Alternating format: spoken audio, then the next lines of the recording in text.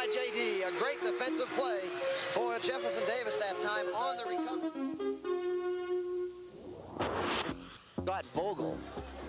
Good snap this time from the 25. It is up. It's got the distance through the middle, and suddenly it's 19-0.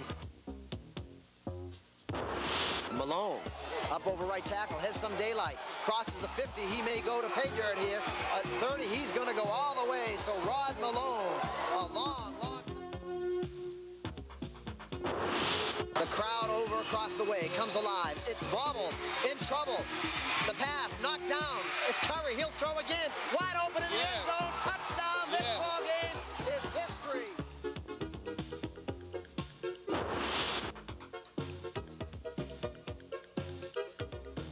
Store Cable's TV3 presents the high school football game of the week. Hi, everybody, and welcome again to high school football on TV3 tonight from Henderson Stadium in Millbrook, Alabama.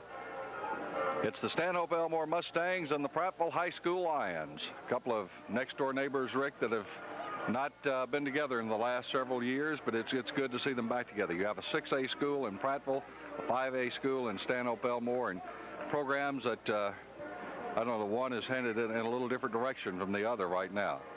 Well, the biggest story about tonight's ball game is not a quarterback situation, not an injury, not talking about some kind of different defense that another team's going to throw at another. It's just the biggest story is the game itself and the fact that these two teams, once arch rivals, are getting back on the football field, teeing it up against each other one more time. They played each other on a regular basis to 1983, and then for reasons some people don't like to talk about and others will readily talk about, they canceled the contract and haven't played each other for 4 years, 5 years now. But Coach Wasden is a new coach coming in here to Prattville, and he wanted to resume the schedule with Stanhope Elmore. He had nothing to do with the cancellation. Coach Jimmy Foshee agreed. They signed a 2-year contract. They'll play this year here at Henderson Stadium in Mobile. They'll play next year at Stanley Stadium in Prattville. Coach Wasden says, our team doesn't have a big rival that we play every year. I hope Stanhope Elmore becomes that rival. Coach Foshee says, well, we've got a 2-year contract. After next year, we'll sit down, evaluate things, and we'll go from there. But it's good to see these two rivals, as you said, back on the field against each other. And, of course, we mentioned one is a 6A school and the other is 5A, but really, if you look at sizes of teams and such and the players and all, they're awfully close. They're very, very close. As a matter of fact, I asked both coaches, I said, who do you pick as the favorite tonight? Coach Wasden said, well, it's naturally Stanhope Elmore. They have a 3-2 record. They've played better football than we have this year. Coach Foshee said, well, Prattville's an awful good football team. I'd have to pick them as the favorite. So we would have to say it's a toss-up, and whichever team stays away from the big mistakes is liable to walk out of here victorious tonight. Well, Phil Harris had an opportunity to speak with Coach Wasden of the Prattville High School Lions.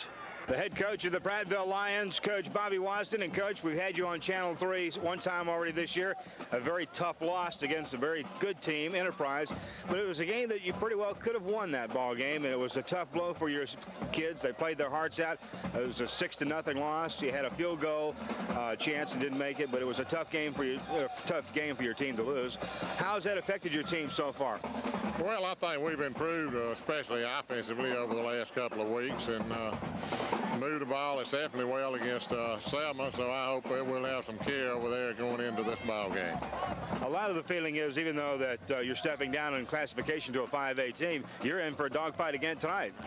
I tell you, Stanhope's got a fine football team. They play with most 6A football teams, so we're expecting a real tough ball game. I just hope our kids are up for it, and I'm sure they will be. I know your record now stands at 1 win and 4 losses, but this has to be a real good game for you to try to get back on the winning side, because you do have some area competition coming up, and that's a shot at the playoffs. That's for sure. You know, of course, we got Lanier and Lee, and both of them have fine football teams, but we've been in every ball game we played, with the exception of the first ball game against Alex City. So we just hope maybe if we can play well and maybe have a little luck and ball bounce right for us tonight, maybe we can win another. Well, you got a good team that you're facing tonight. The Stanhope Elmore Mustangs, a record of 3 wins, 2 losses. The 2 losses coming against very good teams, Greenville and Eufaula. What are the key to victory tonight for the Lions? Well, we feel like we're going to have to control the football and keep our defense off the field. If we can do that and move the ball against them, I think we'll have a chance to win. But if we don't, then keep our defense out there with it back to the wall like we did when you caught us last time against Enterprise, it'll be tough for us to win the ball game.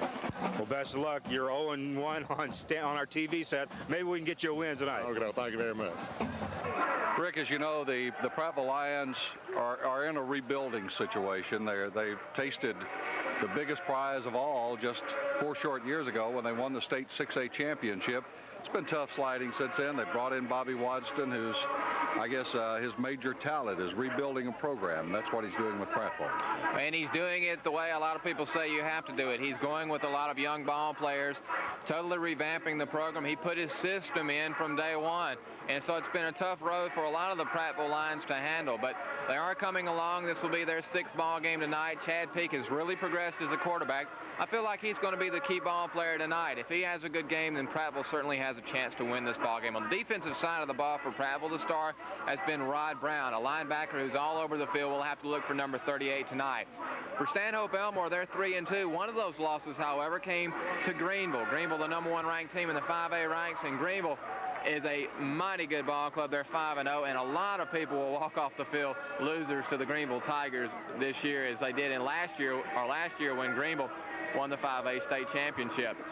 2 of the key ball players for Stanhope Elmore are the 2 quarterbacks. And yes, they do go with a 2-quarterback system, a la what Coach Barry Bryant used to do back in the old days with the Alabama Crimson Tide. We'll see Terry Smith and also, if I can remember, Bobby Carr, exactly. Those 2 ball players will take the snaps from the quarterback position on alternating possession. So those are the 2 key ball players to look for on the offensive side of the ball. Also, the fullback, John Gilder. Well, Coach Foshee had an opportunity to speak with Phil Harris. Let's go down for that interview. I'm with the head coach of the Mustangs, Coach Jimmy Foshee. And, Coach, this is your first appearance on Store Channel 3. We're coming over here, and you're a 5A team stepping up in classification, but actually favored in the ball game. I don't know about being favored. Prattville's played a real tough schedule. Hadn't won as many as they'd like, I'm sure, but they're going to be extremely tough for us. Well, we've seen Prattville on the TV once before, so a lot of people might know about them. But as far as the Mustangs are concerned, how's your year gone, and how's your team playing? We played well last week against Demopolis, probably our best night, offense and defense both. Lost a couple of games to 2 good football teams, we think. But then we got a good football team. Tonight, a tail to tail, I guess. Well, I hope to turn a lot of the audience in Montgomery and Prattville areas on to Stanhope Elmore. They might not come over here. You've got a fantastic facility, one of the best in the middle of the state, I believe. A great team, and maybe some people come over now and see how you play. Well, we appreciate that. We're proud of what we have, and got good tradition, got good backing support from our people, and always had good kids to work with, and hope we can provide a good show tonight. Now, Coach Watson for the Prattville team, very young ball club, but he's very hard-nosed defensive club. What do you think of the keys to victory now for the Mustangs? We're going to have to control the ball, and they do a real fine job with the option game. Throw the ball well, got a good balanced attack, play real tough defense. We're going to have to be at our best to have a chance. Okay, Coach, thanks and best of luck tonight. You have the 2 teams going at it tonight, and as you heard both their coaches say, it's going to be a ball control offense on both sides. They want to control the ball, keep their defensives off the field as much as possible. We'll have to wait and see which team is the best prepared for this game plan. We'll be back with the game to start, but now back upstairs. Rick, a ball game that any way you look at it, it comes down to a toss-up. Well, I think the key is going to be who controls the lines of scrimmage. And Coach Foshee says the offensive line has really come on and played well in the past 2 weeks. They had a big 40-0 win over Demopolis last week. That tells you that the defensive line played well also. For Prattville, last week the offense came on and played by far their best ball game, and they haven't turned the ball over in 2 weeks. But the defense last week fell apart. They allowed the Selma Saints to score 31 points, and they were hurt through the air by the pass. And so the way Coach Wyston says it, he says, we're like an old car. You get one thing taken care of, and something else falls apart and breaks down. So the Prattville Lions have to play a complete ball game tonight. But I think it's going to be who stays away from the big mistakes, who controls the ball, and who controls that all-important line of scrimmage. It should be an exciting ball game. We'll have tonight's starting lineups and the kickoff right after this message.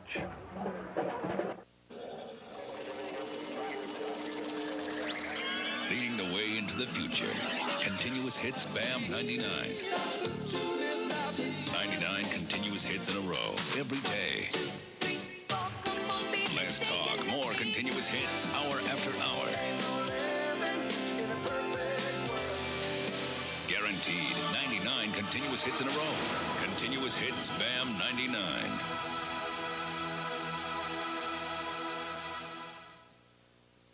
McDonald's invites you to be part of the U.S. Olympic team. The secret to synchronized swimming? Synchronization. When you play McDonald's, when the U.S. wins, you win Olympic game. Start collecting your game pieces today, because when the U.S. wins a medal in the event on your game piece, you win too. Win a Big Mac, regular fries, or medium Coca-Cola. Look at that. Or you can win instantly. They've done it! And you can too, because when the U.S. wins, you win. The good time, great taste of McDonald's.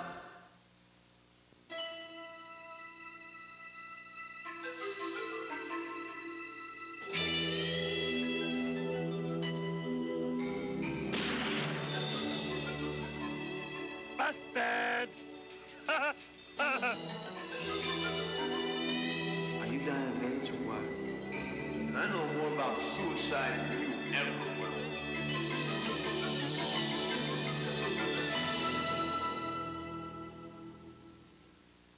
Levi's Jeanswear, the back-to-class favorite at Gapers.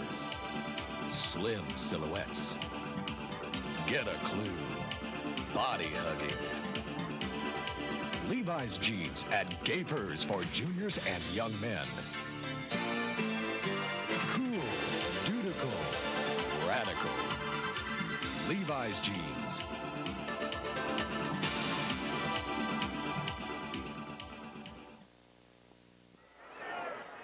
Back at Conrad B. Henderson Stadium in Millbrook, Alabama, the Stanhope Elmore Mustangs will be receiving the Prattville Lions kicking off.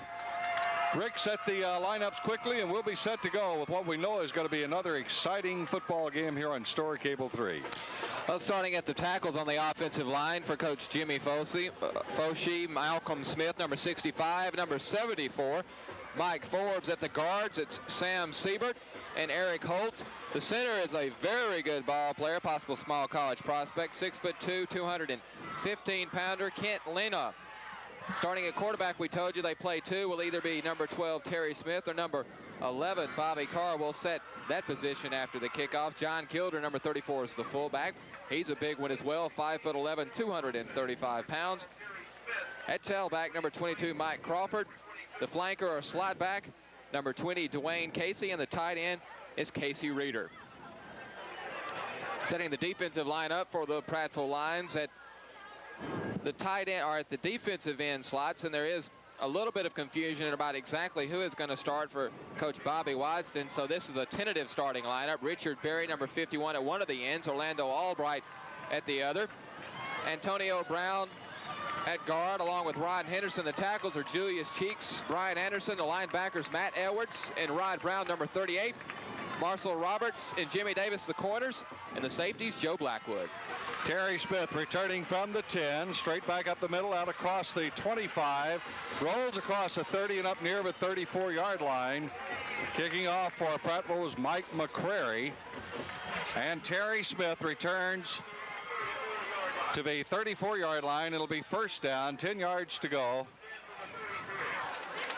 for the Mustangs at that point. And it looks like number 12, Terry Smith, 5'11", 170-pounder, who just returned that kick, is going to stay in and call the signals for the Mustangs. Story comes to the near side. The pitch is back to Mike Crawford. Crawford finds no room at the right end, cuts back across the grain and rambles out to near the 40-yard line before he's knocked down there. Fine tackle by Richard Berry for Prattville. Staying with the play, but the play will gain 7 yards, and it'll be second down, about 3 yards to go for the first down. Good bit of running that time by Crawford. He did something that's very hard to coach or to teach. He cut back across the grade, and that's so effective on many occasions because the defensive pursuit will simply overrun the ball carrier. That's hard to teach. It has to be almost inborn in the athlete, and that time Crawford did a good job of cutting against the grain to gain 6. High formation. Here comes the give up the middle. And Crawford rattles for about 5 yards, and that should be enough for the first down as he'll be at the 44. And it'll be 1st and 10 for the Mustangs right there. Mustangs I think you kind of expected this, Rick. They're going to test the center of that big Prattville Lion and see exactly how they can do with them. They're going to try it straight up the middle, run a little power football, something that you can watch for before the night is over. Watch for Dwayne Ziegler in the slot back position to run a little around play or reverse from over there. I like to run that play. Gonna throw, knocked down.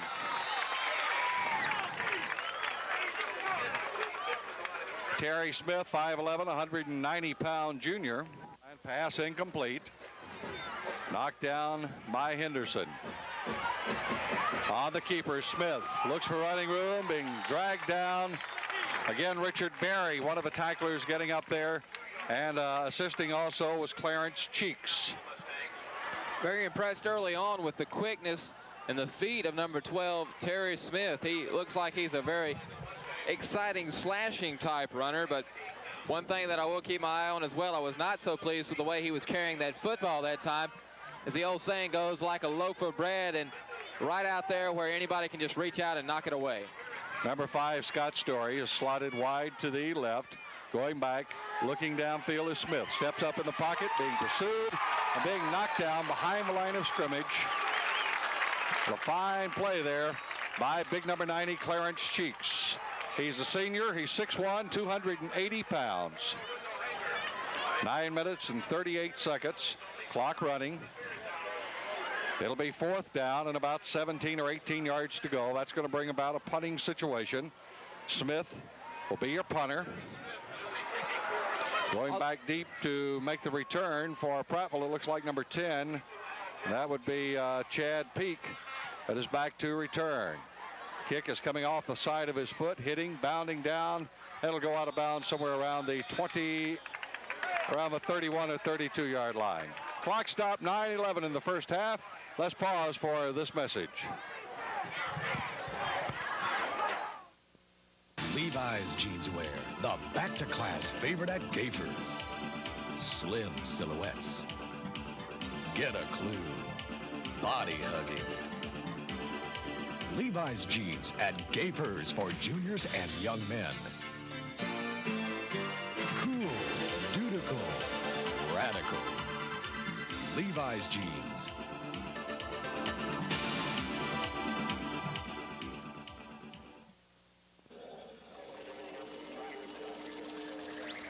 Leading the way into the future. Continuous hits BAM 99. 99 continuous hits in a row every day. Less talk, more continuous hits hour after hour.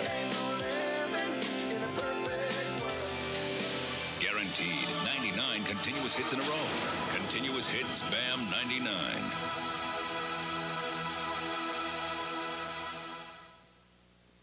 Fall is here, same old thing, same old rut, same routine. Gotta break out of this same old act. With the power of Game on HBO and Cinemax, to break that mold, to change that routine. With the power of cable to your screen. The power of Game on HBO and Cinemax.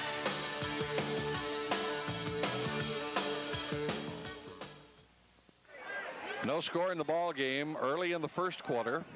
Stanhope taking the opening kickoff, managing to pick up 1 first down before being stopped.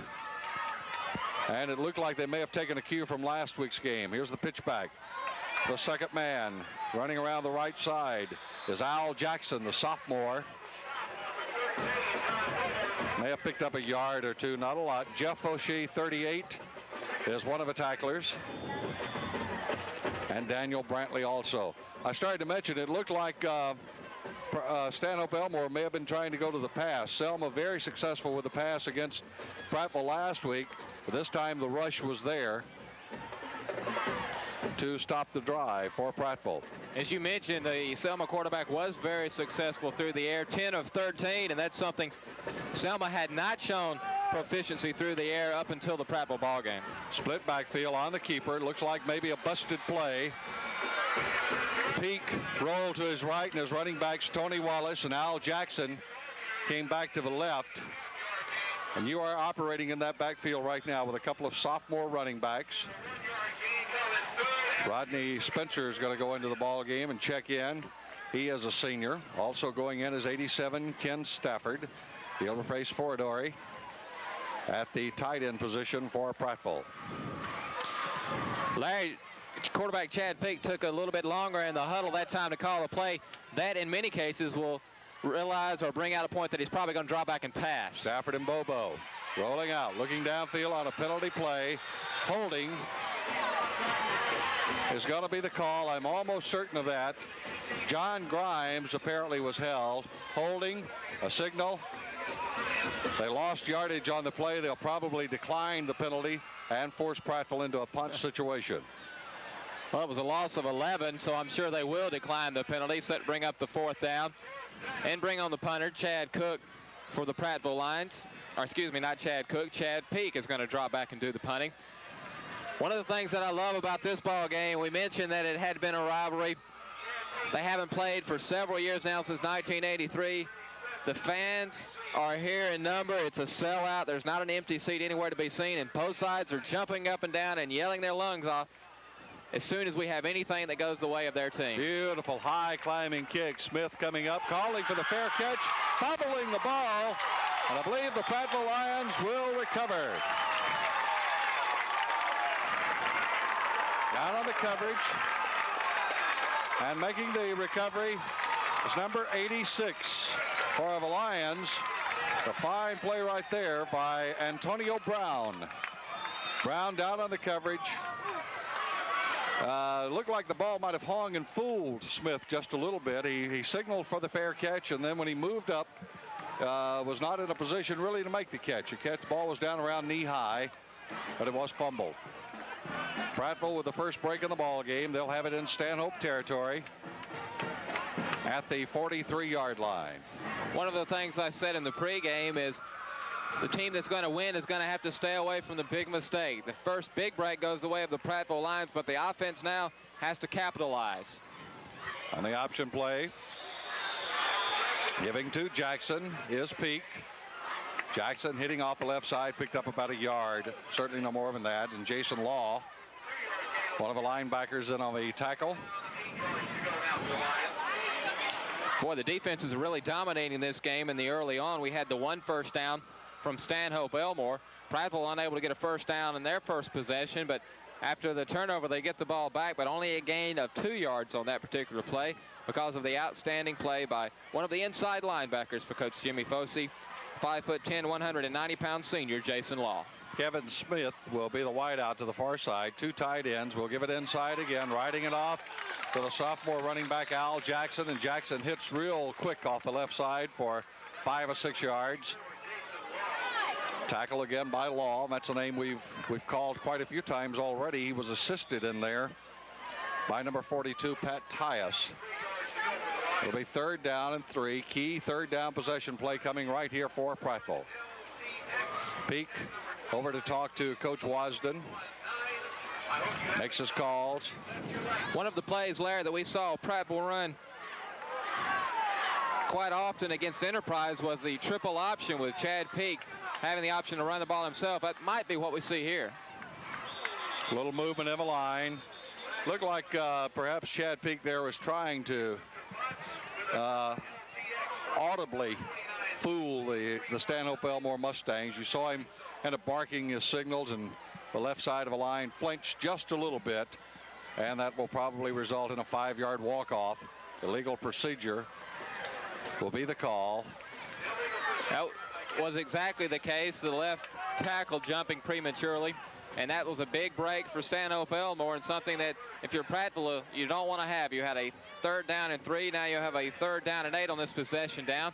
But did you see the play that was called that Chad Peak began to run? It was the read option. So far we're hitting our guesses pretty well tonight as compared to last week, which we really struck out. We had a horrible percentage last week. Willie McQueen in at the tight end. He'll go way to the far side. Put him in the slot as 13. Bobo back to throw his Peak. Looks downfield, has a moment, hit as he throws the ball, and it is incomplete. You have to hold your breath on a play like that because we had the best seat in the house. We could see that the defensive end was coming virtually untouched to Peak, who had his back turned. to the defensive pursuer, and you just were holding your breath, hoping that Peak would either release the ball in time or not get hurt with his back exposed like that. John Grimes, the defensive end, the senior, 6'1", 180 pounds for Stanhope Elmore, putting the pressure on.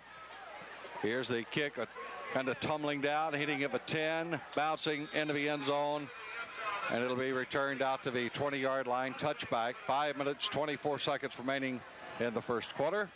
Let's switch down to Phil Harris. I'm with the head coach of the Mustangs, Coach Jimmy Foshee. And Coach, this is your first appearance on Store Channel 3. We're coming over here, and you're a 5A team stepping up in classification, but actually favored in the ball game. I don't know about being favored. Prattville played a real tough schedule. Hadn't won as many as they'd like, I'm sure, but they're going to be extremely tough for us. Well, we've seen Prattville on the TV once before, so a lot of people might know about them. But as far as the Mustangs are concerned, how's your year gone, and how's your team playing? We played well last week against the Moplists, probably our best night, offense and defense both. Lost a couple of games to two good football teams, we think. But then we got a good football team. Night of tail to tail, I guess. Well, I hope to turn a lot of the audience in Montgomery and Prattville areas on to Stanhope Elmore. They might not come over here. You've got a fantastic facility, one of the best in the middle of the state, I believe. A great team, and maybe some people come over now and see how you play. Well, we appreciate that. We're proud of what we have, and got good tradition, got good backing support from our people, and always had good kids to work with, and hope we can provide a good show tonight. Now, Coach Watson for the Prattville team, very young ball club, but he's very hard-nosed defensive club. What do you think of the keys to victory now for the Mustangs? We're going to have to control the ball, and they do a real fine job with the option game. Throw the ball well, got a good balanced attack, play real tough defense. We're going to have to be at our best to have a chance. Okay, Coach, thanks and best of luck tonight. Here's the give to the halfback, looks for running room, spins away from one tackler, spins away from another tackler, breaks it up to around the 26-yard line. And I'll tell you, Dwayne Ziegler right there made one of the finest 6-yard runs that you will ever see. He really went all over. And I'll tell you, I don't notice, I looked at the clock, and it was 5:24, and they ran one play, and it's down to 3:42. I think maybe there might be a malfunction on the clock over there. We'll have to keep an eye on it. 5'9", 160-pound Dwayne Ziegler that time was like a little water bug, eluding the Prattville defenders. Like we're having a hard time wrapping him up and bringing him down. We'll have to see if Ziegler gets his hands on the ball some more tonight. Pitch back to Crawford. Crawford up the left side. Gets a little bit of yardage. One of the Prattville players is shaken up on the play. Well, he's up 44 there. Was shaken a little bit. Jimmy Davis. Penalty flag. They'll talk it over. Well, actually, just first down. No penalty flag. They were just measuring for the first, and it is a first down for Stanhope Elmore. Second first down of the ball game so far. Let me say that, as we mentioned, Coach Jimmy Foshee goes with a two-quarterback offense, and he changes them no matter what the situation is on alternating possessions. So we see another junior, number 11, Bobby Carr, in at quarterback right now. Carr gives to the first man. That's a big fullback, John Gilder. Gilder is listed at 5'11", 205, and if you stand beside this young man, you'll see that it's a Danish scale that they weigh him on. He goes more like around 230, 235. Picks up about 4 yards on the play. 2 minutes, 40 seconds remaining in the first quarter of a scoreless ball game from Millbrook and Henderson Stadium. The Prattville Lions and the Stanhope Elmore Mustangs renewing an old rivalry. 6-man front for the Lions. Rolling back is Carr, pitching back to Crawford. Crawford turns the corner, looks for a block, spins away from one man and is knocked down up another midfield stripe. Just short of the 50, but it will be enough for the first down. That's at the 45-yard line. It's hard to see the yard markers from our position right here. I should remember that I'm sitting directly straddle of the 50-yard line. That should help. The Stanhope Elmore defense, Larry, did a good job following the turnover on the botched punt of stopping Prattville. Prattville then went into the end zone. The difference so far in the ball game, if they would have handled that punt, these two first downs would have had them inside the 20. As it is, they're just back up at midfield. Giving it away this time. A little play that we alerted you to earlier. They fake it to Gilder up the middle. They bring the slot back. Dwayne Ziegler around, and he'll pick up 5 or 6 yards. Let's give him 6 on it. Put him in Prattville territory at the 49-yard line. It'll be 2nd down and 4 yards to go. And if we can remember back to the pregame, we said that whoever dominated the line of scrimmage was going to have a good chance of winning this ball game. This series, the Mustang offensive front has done a good job against the defensive down line for the Lions. Pitch out from Carr to Johnson. Johnson breaks into the secondary and rambles down to the 35-yard line for the first down before he's knocked down by number 11, Joe Blackwood. Well, that's enough for another first down at the 35-yard line. First down, 10 to go for the Mustangs at that point. Again, good running by the backs from Stanhope Elmore, Gilder, Crawford, and Ziegler. But you have to give the credit to the down line. Small, Siebert, Lena, Holt, and Forbes doing a good job of opening the holes for those running backs. Carr looks it over, gives it away to Ziegler. Ziegler off the left side, cuts across for a quick 4 or 5 yards. Let's give him 5 down to the 30. It'll be 2nd down and 5 yards to go. They're running that little slot back. They're setting it up and running it as a counter play back against the grain and picking up 4 or 5 yards almost every play with it, Rich. And there's nothing really fancy about the offense that Coach Jimmy Fossey is using here. He says he likes to run more than he likes to pass. He just will try to take it right at the Prattville Lions defensive unit. And when you're having success gaining 4 and 5 and 6 yards on every carry, you don't want to do anything different. Clock at half a minute. Give inside to Gilder. Gilder breaking through and running hard, running low to the ground, picks up a quick 10, and it'll be first down. 10 to go at the 20-yard line. Jimmy Davis in on a tackle for Prattville, but Gilder running real low to the ground and just keeping those legs, and their big legs churning, picks up 10. First down and 10 yards to go. Clock running down to the first quarter of a scoreless ball game. And tackling Andrew Gilder is like tackling a couple of tree trunks running down the field. Pitch back to Crawford. Crawford at the right side is going to be knocked down. And a fine defensive play there by Antonio Brown for Prattville. That will be the final play of the first quarter of tonight's ball game. Is it 3-2-1 triple zeros across the board. We've completed one quarter. There's timeout on the field with the score: Stanhope nothing and Prattville nothing. McDonald's invites you to be part of the U.S. Olympic team. The secret to synchronized swimming? Synchronization. When you play McDonald's, when the U.S. wins, you win Olympic game. Start collecting your game pieces today, because when the U.S. wins a medal in the event on your game piece, you win too. Win a Big Mac, regular fries, or medium Coca-Cola. Look at that. Or you can win instantly. And you can too, because when the U.S. wins, you win. The good time, great taste of McDonald's.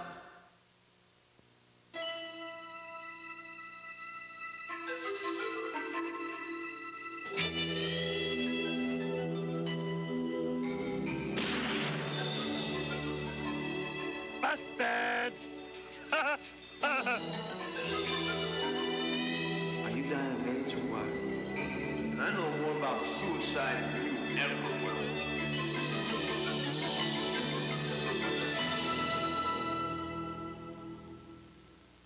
Fall is here, same old thing, same old rut, same routine. Gotta break out of this same old act. With the power of Game on HBO and Cinemax, to break that mold, to change that routine. With the power of cable to your screen. The power of Game on HBO and Cinemax.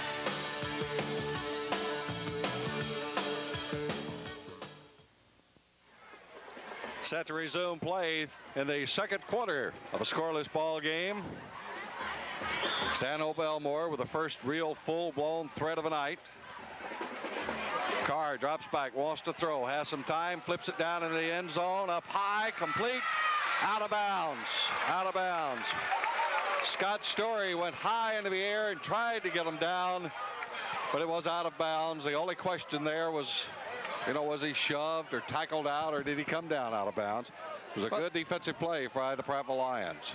A good defensive play. I'm sure a good call by the referee. He was right on the spot in perfect position, but a good throw by Bobby Carr and a good catch that time by Story. And remember, in high school ball, you only have to have 1 foot down when you have possession. But the thing that impressed me the most about the throw from Carver that time is he threw it high, threw it deep. The only man that had a possibility to catch that ball was the offensive receiver. The defender couldn't have intercepted the ball. Carr back to throw again, looks down the center, throws, and there will be a penalty flag. Well, I think that one's pretty obvious right there. Pass was thrown for Dwayne Ziegler. There were 3 or 4 Prattville Lions around him who actually, just by sheer numbers, it was probably not going to be complete. But there was contact with the ball in the air, and 9 times out of 10 they're going to call it pass interference. That is the call. It'll be a half the distance to the goal penalty, and that will be enough, or will it be just short? They had 9.5 yards to go. First down. First down. All right. In that case, the receiver had faked the post pattern, was going to run at the last minute a flag to the corner of the end zone. The Prattville defenders were between him and the corner of the end zone, and there was a collision. The flag came down against the Prattville defender. Send a wide out, Pat Tyus to this side, with the slot man on the right side. First down, goal to go. At the 10. Give it inside to Gilder. Gilder powering ahead for a couple of yards. 67 coming off of there is Brian Anderson. 86 Antonio Brown. All in on the tackle. Larry, again, I cannot get over the crowd that we have here tonight. This is just beautiful. Not only do we have the stands full, but we have people lined up along the fence in the end zones and on the side. I believe we have more than capacity here tonight. Pitch back to Crawford. Crawford looks for a block out of the corner, dives it into the end zone, touchdown. A beautiful block out on the corner, leading him in by John Gilder, taking out the defensive end on that side, allowing Mike Crawford to take it in 10 yards out, 8-yard run actually for a touchdown. 11-14 in the first half of play. Carr will be on to attempt the extra point. Scott Story is the holder, and Ken Lena is the snapper. Carr, a left-footed soccer-style kicker. 6-0. The score. Snap is back, down, kick is high, kick is no good. Kick off to the left, no good. Timeout on the field. 11-14 remaining in the first half with the score. Stanhope Elmore 6 and Prattville nothing.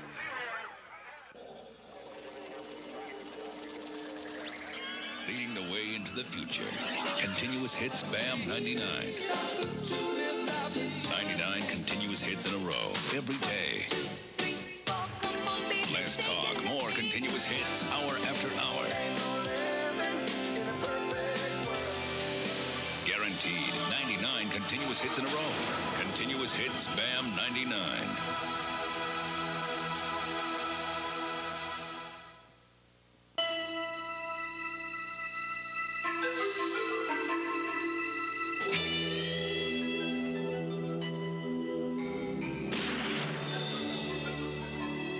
Busted! Are you dying of age or what? I know more about suicide than you ever will.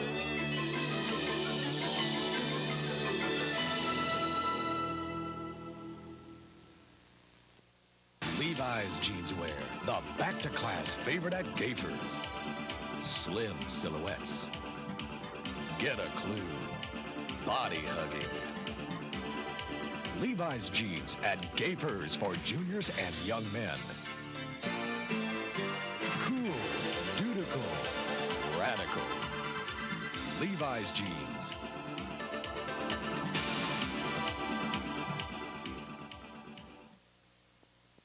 Casey Reeder will be kicking off for Stanhope Elmore. They've assumed a 6-0 lead. Back deep to return for Prattville is going to be number 22, Al Jackson. Kick is coming up to Jackson. Takes it at about the 15. Looks for running room out on the left side. Cuts across the 20 on a penalty. Clipping probably the call at about the 26-yard line. It'll be a half the distance. You can figure on that one going back to about the 15-yard line, and that's where Prattville will put it in play. Clock stopped at 11:08. little mix-up on who was going to return that one for just a moment or two.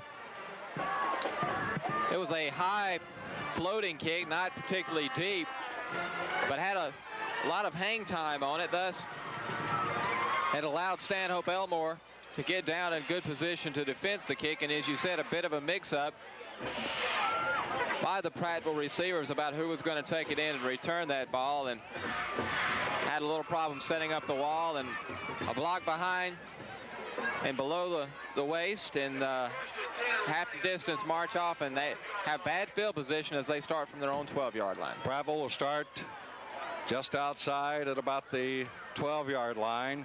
Give it inside to the first man through. Not much yardage there for Tony Wallace. Well, let's see, Rodney Spencer in this time at fullback. Spencer and Tony Wallace will be alternating. Now Wallace comes back in. Yeah, 83, Brian Wilson and Jeff Foradori are also alternating. So they alternate the running backs and the tight ends getting in their plays. Coach Wasden's calling the plays himself from the sideline.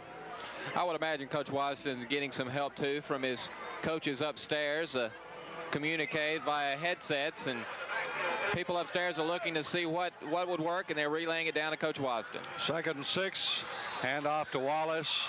Not very much there at all this time. Whoever called that play is not going to take credit for it.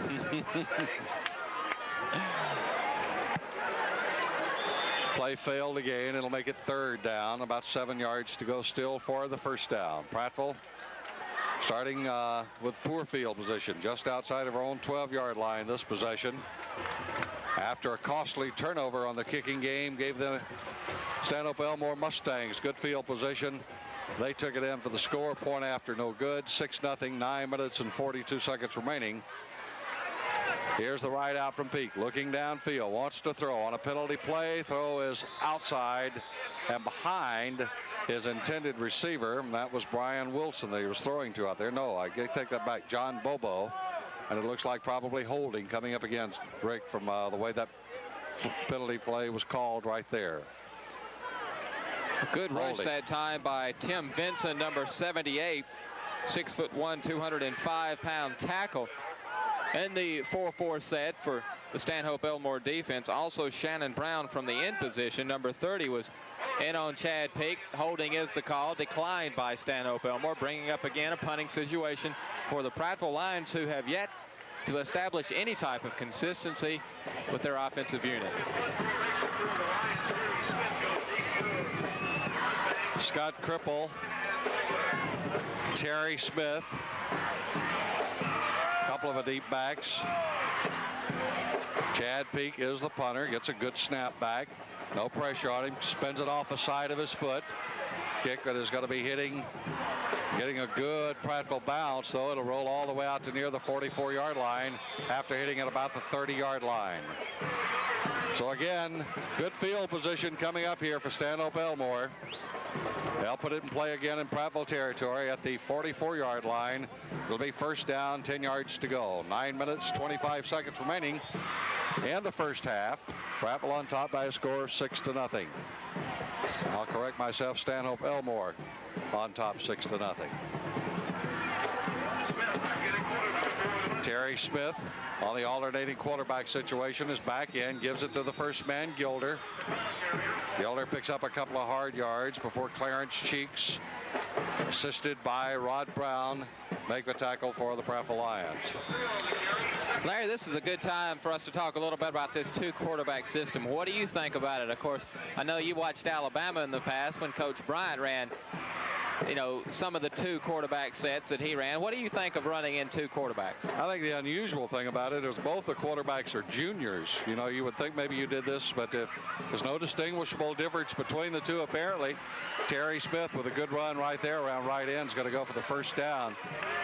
I think probably a good example, you look at Alabama just recently. You were going with a 1-quarterback situation. David Smith goes down. Fortunate circumstances where they have the week off, give Don a little chance to probably work more, get more repetitions, and he came out and played a fine game against Vanderbilt last week. So that's, two is probably better than one in a lot of instances. The team has to adapt to it, and they've done a good job of that. From the eye, quick pitch back to Crawford. Crawford at the left side, running hard. 6, 7, 8 yards. I'll say this.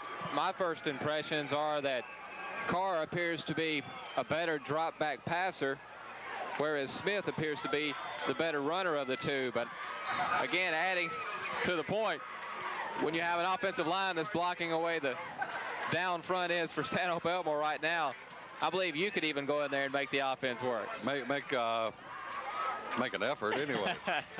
Probably wouldn't work. Maybe even Phil Harris could do it. I don't know. Well, we'll have to see. 8 minutes, 12 seconds remaining. Timeout of the field with a score. Stanhope Elmore 6 and Prattville nothing.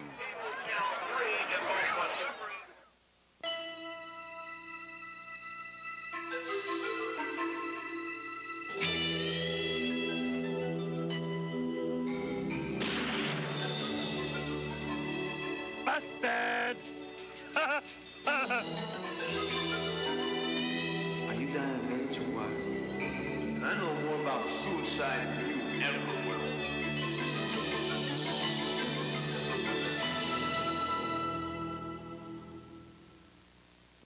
Levi's Jeanswear, the back-to-class favorite at Gapers. Slim silhouettes. Get a clue. Body hugging. Levi's jeans at Gapers for juniors and young men. Cool, dutiful, radical. Levi's jeans.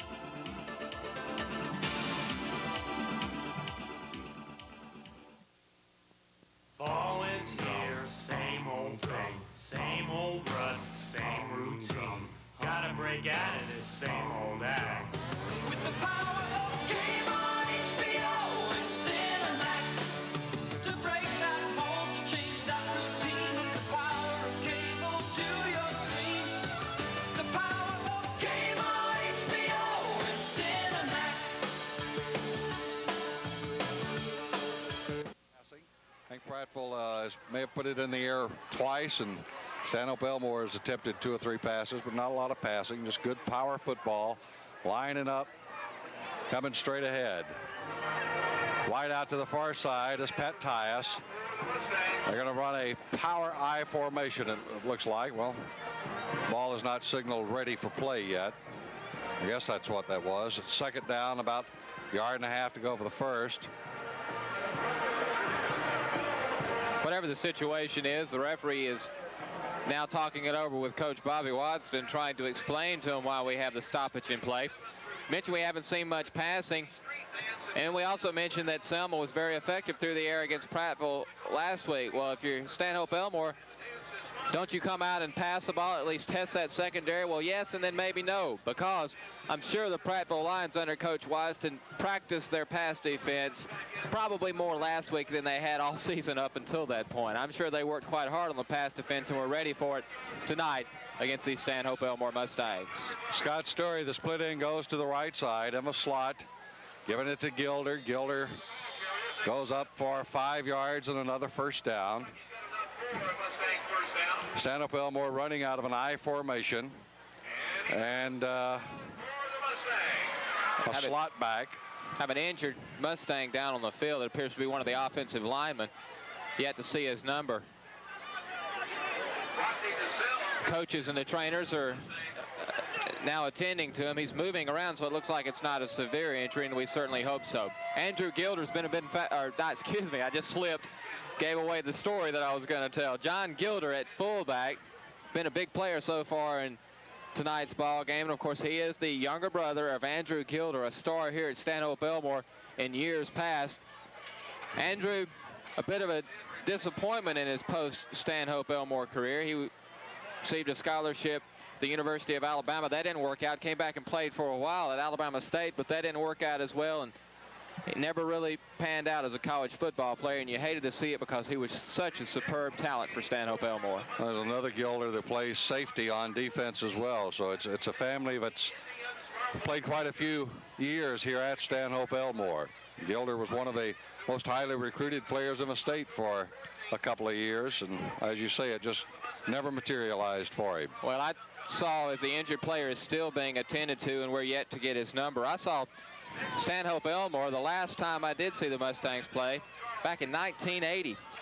They played in the semifinals of the state playoffs back when they played in 3A competition against Charles Henderson down in Troy, and Andrew Gilder was just a sophomore at that time, but still did a beautiful job against Charles Henderson, although the Mustangs lost that ball game. But you could see then that Andrew Gilder was going to be a talent. Center Ken Lena is the injured player. Let's swing down to the sidelines for this word from Phil Harris. The head coach of the Prattville Lions, Coach Bobby Wasden. And Coach, we've had you on Channel 3 one time already this year. A very tough loss against a very good team, Enterprise. But it was a game that you pretty well could have won that ball game, and it was a tough blow for your kids. They played their hearts out. It was a 6-0 loss. You had a field goal chance and didn't make it, but it was a tough game for you, your team to lose. How has that affected your team so far? Well, I think we've improved, especially offensively, over the last couple of weeks, and moved the ball exceptionally well against Selma, so I hope that we'll have some care over there going into this ball game. A lot of the feeling is, even though that you're stepping down in classification to a 5A team, you're in for a dogfight again tonight. I tell you, Stanhope's got a fine football team. They play with most 6A football teams, so we're expecting a real tough ball game. I just hope our kids are up for it, and I'm sure they will be. I know your record now stands at 1 win and 4 losses, but this has to be a real good game for you to try to get back on the winning side, because you do have some area competition coming up, and that's a shot at the playoffs. That's for sure. You know, of course, we got Lanier and Lee, and both of them have fine football teams, but we've been in every ball game we played, with the exception of the first ball game against Alex City. So we just hope maybe if we can play well and maybe have a little luck, the ball bounce right for us tonight, maybe we can win another. Well, you got a good team that you're facing tonight. The Stanhope Elmore Mustangs, a record of 3 wins, 2 losses. The 2 losses coming against very good teams, Greenville and Eufaula. What are the key to victory tonight for the Lions? Well, we feel like we're going to have to control the football and keep our defense off the field. If we can do that and move the ball against them, I think we'll have a chance to win. But if we don't, then keep our defense out there with it back to the wall like we did when you caught us last time against Enterprise, it'll be tough for us to win the ball game. Well, best of luck. You're 0-1 on our TV set. Maybe we can get you a win tonight. Okay, thank you very much. There you have it, 2 teams going at it tonight. And as you heard both their coaches say, it's going to be a ball control offense on both sides. They want to control the ball, keep their defensives off the field as much as possible. We'll have to wait and see which team is the best prepared for this game plan. We'll be back with a game to start, but now back upstairs. 6 foot, 180-pound senior will come in. Actually, it looks to me like Sam Seibert moved over to the center position.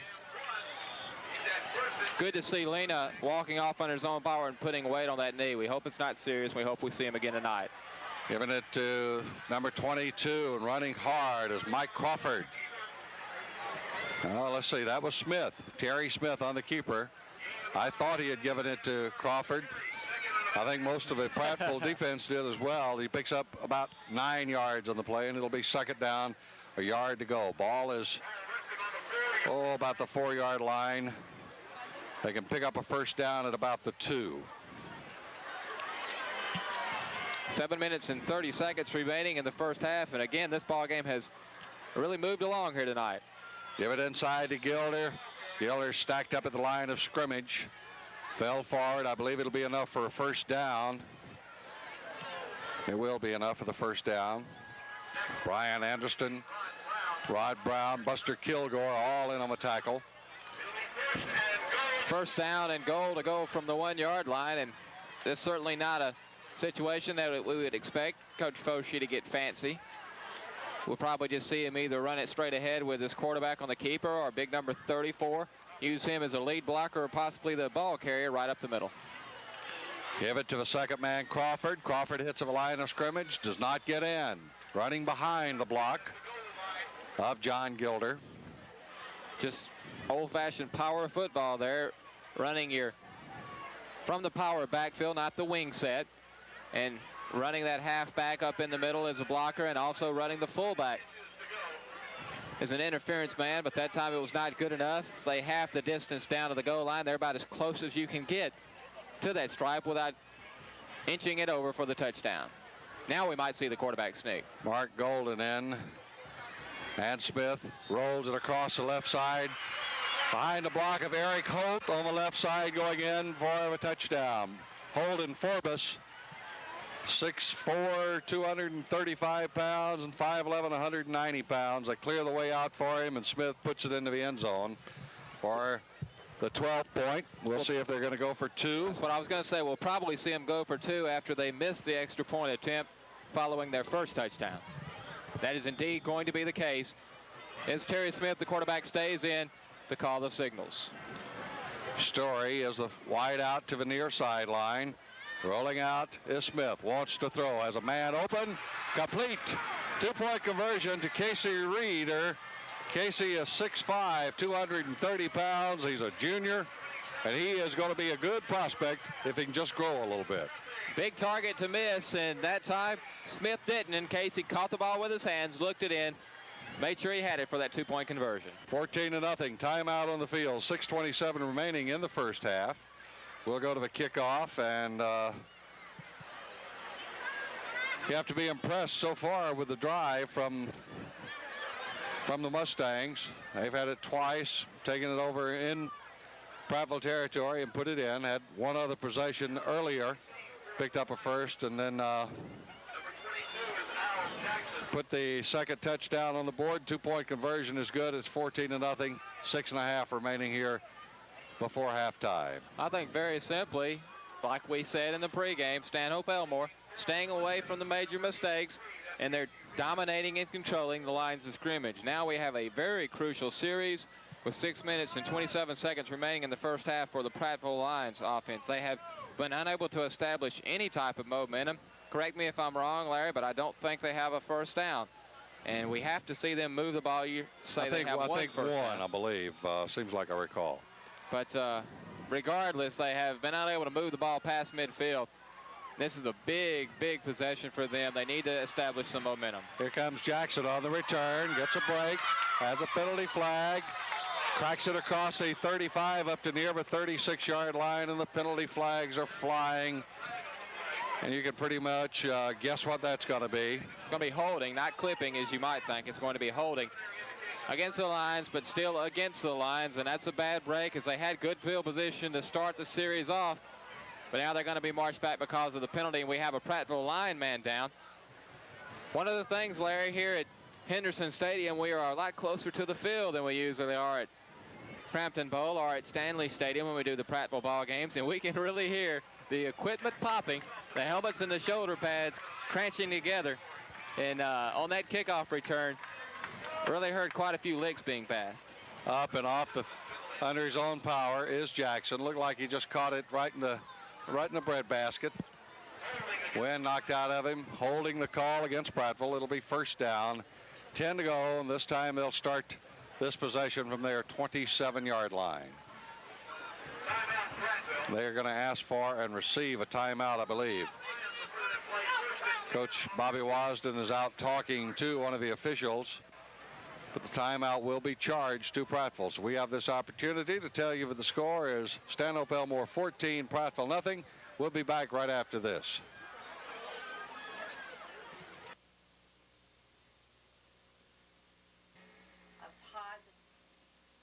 McDonald's invites you to be part of the U.S. Olympic team. The secret to synchronized swimming? Synchronization.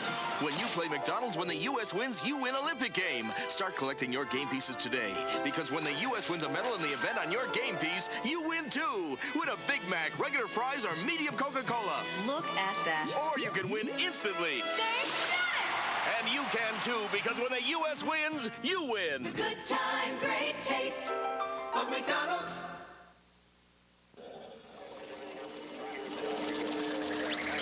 Leading the way into the future.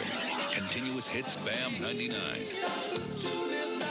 99 continuous hits in a row every day. Less talk, more continuous hits hour after hour. Guaranteed continuous hits in a row. Continuous hits, BAM 99.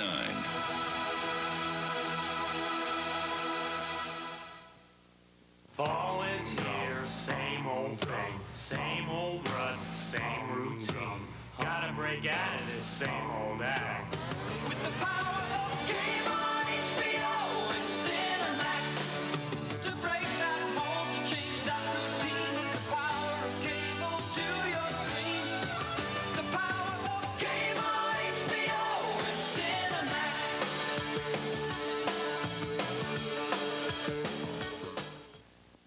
6 minutes, 20 seconds remaining before halftime.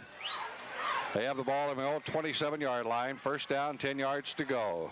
Tony Wallace off the left side, picks up a couple of yards. Ride it out really for about 4. Just across the 30-yard line. It'll be second down and 6 yards to go from right there. Halfway through the second quarter. Here comes Al Jackson, who was shaken up a couple of plays ago, back into the ball game. That'll leave Rodney Spencer and Al Jackson and his running backs. One 5'5", 145. The other one 5'8", and 160. Chad Peak remains at quarterback. He'll give it to the first man. Spinning and fighting for yardage is Spencer up to near the 40-yard line. Well, that'll be the 35-yard line. It's just almost impossible to spot these yard lines from our position. Third down and 2, and good situation here for Prattville to pick up a first down and get some momentum. I think, again, last time we had this situation, I said they might go to the triple option with Chad Peak. We'll have to look and see if they come back to it. Third down, a couple of yards to go. Give it off inside. Stacked up right at the line of scrimmage. Not very much to gain was Tony Wallace. And we have a penalty flag. That's what they did, Larry. Chad Peak elected to leave it in with his halfback, the first option in that triple option, and looked like nothing was there, but the flag is going to march it off against Prattville anyway, so it wouldn't have mattered if he'd have picked up the first down. Holding the call again.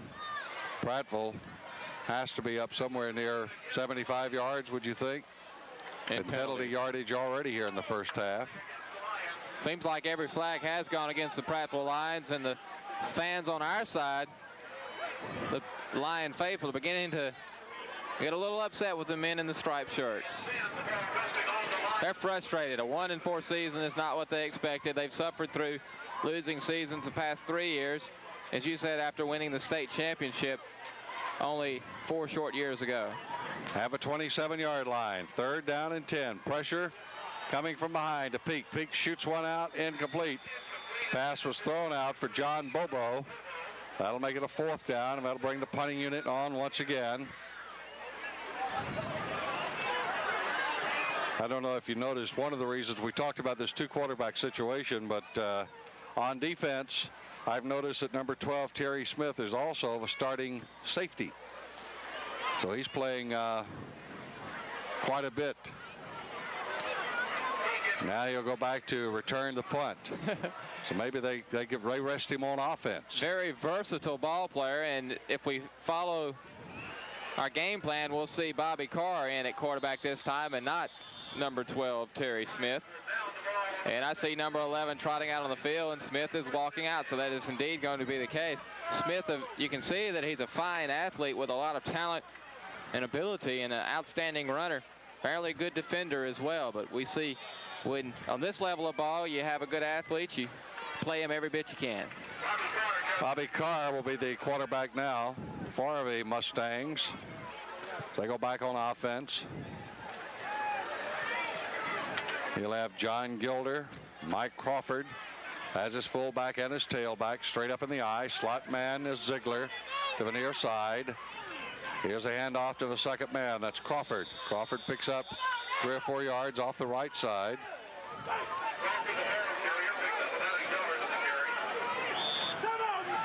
It'll be second down. 3 minutes and 44 seconds. Clock running in the first half of play. Enough time for Stanhope Elmore to get back and down the field and put some more points on the scoreboard. Bobby Carr leads them up to the line of scrimmage. This time puts Ziegler on the right side. Power to the near side from the I formation. Looking across a 6-man front. Pitch back to Crawford on the right side. Crawford darts around one tackle. Rolls up and is hit down. Hit originally by Rod Brown and then finished off by Matt Edwards for the Lions. It'll be 3rd down and about 4 yards to go for the first down at the 47-yard line. Looking across the field, Larry, you can see some umbrellas being employed right now, and a light rain is beginning to fall. Not heavy at this particular time, but if it does become more persistent, like I said, then it would obviously be a problem for Prattville, trailing in this ballgame by 2 touchdowns. Carr wants to throw. Gets it away. It is tipped and incomplete. That one looked like Carr was perhaps touched just as he released the ball. The ball came squirting out of his hand. Tried to hit big number 83, Casey Reeder. It went incomplete, and that'll bring up a 4th down. That'll bring on the punter, Terry Smith, to kick it away. And we'll send the returner, Chad Peak, back for the Prattville Lions. I told you all along we could set up outside. It wasn't going to rain. I'm just glad we didn't take your advice, because we would be wet right now. Probably so. Timeout on the field for the Prattville Lions. 14-0 is your score, with Stanhope Elmore not exactly dominating the first half of the ball game, but they've certainly controlled the line of scrimmage, which we said was one of the keys, both offensively and defensively, I think, Rick. And it's going to be interesting to see if Prattville will come out in the second half and perhaps try to open it up a little bit and go to the air. Well, unless we see a good return by Chad Peak on this punt, or possible blocked punt, Prattville is not going to have good field position. With only 2 minutes and 40 seconds remaining in the first half, you would say that odds of them putting any points on the board before halftime would be great. But we might see them come back out, as you said, open the offense up a little bit more in the second half of play. They're going to have to do something different if they're going to win this ball game, trailing at this point by 2 touchdowns, 14-0. Talked to Coach Foshee this morning, and he told me, but it would not surprise him if Prattville went to the shotgun part of a time tonight. So it's something else that we'll keep in mind. It's something that Stanhope has worked for in their preparations for the Prattville Lions. Smith back in punt formation. There's our quarterback again. Yeah, he's going to stand at the 33. Here's the snap back. It's a pretty good snap. Kick is away under pretty good pressure. Peak is going to fumble the ball, and the Mustangs are going to be on top of it at the 20-yard line. Big break that time for Stanhope Elmore. Peak had called the fair catch. Tried to settle under the ball. It just bounced off his chest. He was unable to control it, and the Stanhope defenders right there to fall on the ball. Now plenty of time for Stanhope Elmore with 2 minutes and 33 seconds remaining to move the ball in. They have the ball in outstanding field position at their 17-yard line. Terry Smith will be the quarterback this time, out of the eye with a slot and a wide out this way. Wants to throw, fakes the throw. Now he will throw. Throws it. It is complete and immediately knocked down on a fine open field tackle there. Jimmy Davis up to hammer number 20, Dwayne Ziegler, to the ground right there. Gain 5, but that's one he'll probably remember. Good hit. Good job. 2 minutes. Good job that time by the quarterback, Terry Smith, to really make something out of nothing. That play looked like to me it was destined to fail right from the start. Prattville got good pressure on the quarterback, and they had the receivers well covered, but Smith was able to scamper out of the pressure, spot the man, and lay it in there perfectly for the 4-yard gain. Smith fakes it inside, rolls out, breaks away from one tackle, rolls back into near the 10 or 11-yard line, and the Mustangs will jump in and call timeout. He was hit behind the line of scrimmage that time by number 33, Orlando Albright, and squirted out of the grasp of him and still managed to pick up 4 or 5 yards. Just sheer determination, good hard running. Don't want to second guess the coaches in this situation for Stanhope Elmore, but why do you call a timeout there, Larry? You've got a long 3rd down coming up. I guess you call timeout to set up the play you want to run on 3rd down, but It stops the clock with 1:25. Stanhope had plenty of time. They could have set up, ran the play, and then if you don't make it, kick the field goal, and Prattville's only going to have 25 seconds to set up any type of offense after that. Now, if they don't make it, kick the field goal, you're going to give Prattville more time to score before halftime. I understand that Stanhope Elmore very rarely, if ever, will attempt a field goal, and they have a pretty strong field goal kicker, but it's just not part of their game plan. Well, this would not be a very difficult field goal as far as high school distances or field goal kickers are concerned. They have the ball spotted down on about the 12-yard line. You add, this is given that they don't gain any on this next play, you add 7 yards for the spot. That's only a 29-yard field goal attempt. So, coaches come off the field. Smith will come up with Gilder and Crawford set it as running backs. He'll give it to Crawford. No, he'll fake it to Crawford. Roll out on the bootleg. Wants to throw, has pressure. We have holding being called. Where that one was thrown, invariably, that's going to be a holding call. You could see the penalty flag flying through the air. A rather sarcastic cheer goes up on this side from the Prattville fans, and it is going to be the first step off of the night, I believe, against the Stanhope Elmore Mustangs. And now you have a situation where you march the penalty back. Now it's going to be a long field goal attempt if they do go that route, but it's still going to be third down, so they'll have one more chance to get some yardage or put the ball in the end zone. Spot the penalty of a 16-yard line. That's going to bring the ball way out to about the 26. Add 7 to it, 33. It'd be a 43-yard attempt now if they had to kick from here.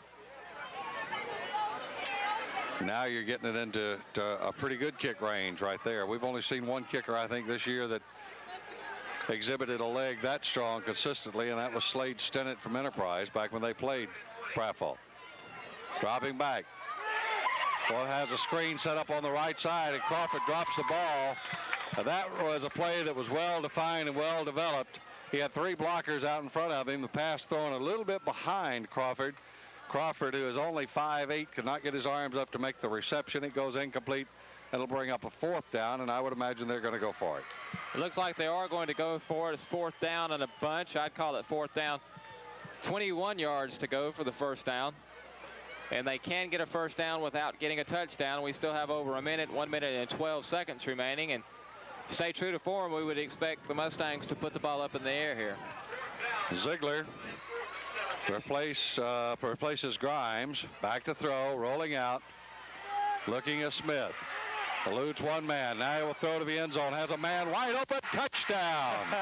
Complete to the wideout, Scott Story. I told you I shouldn't second guess the coaches. That's the reason why they don't go for a field goal in that situation. Terry Smith.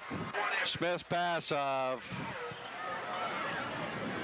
26 yards rather, is good for him, a touchdown.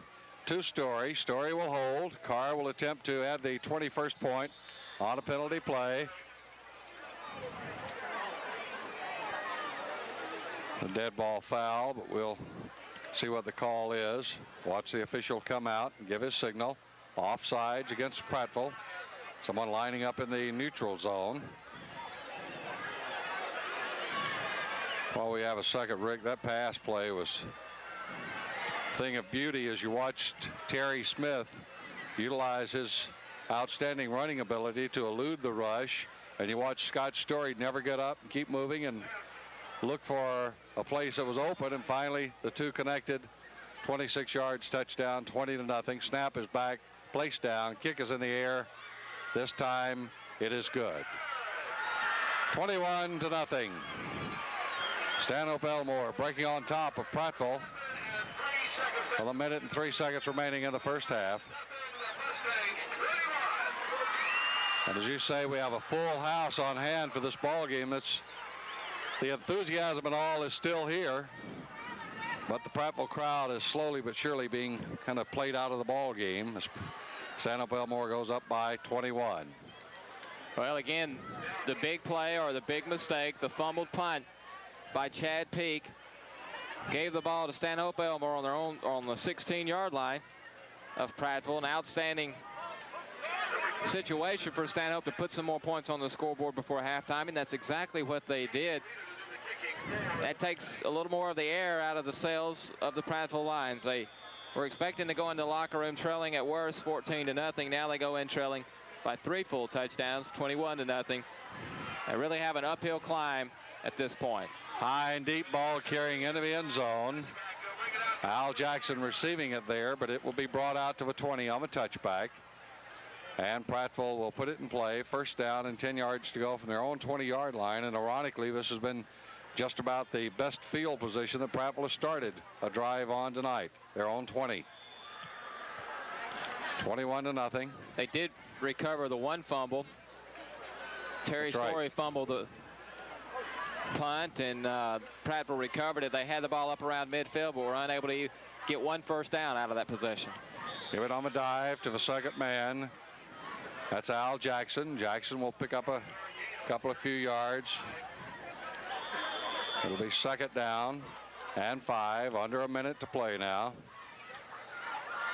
That big red hat you saw there belonged to the Prattville coaches as they're moving from their position up top.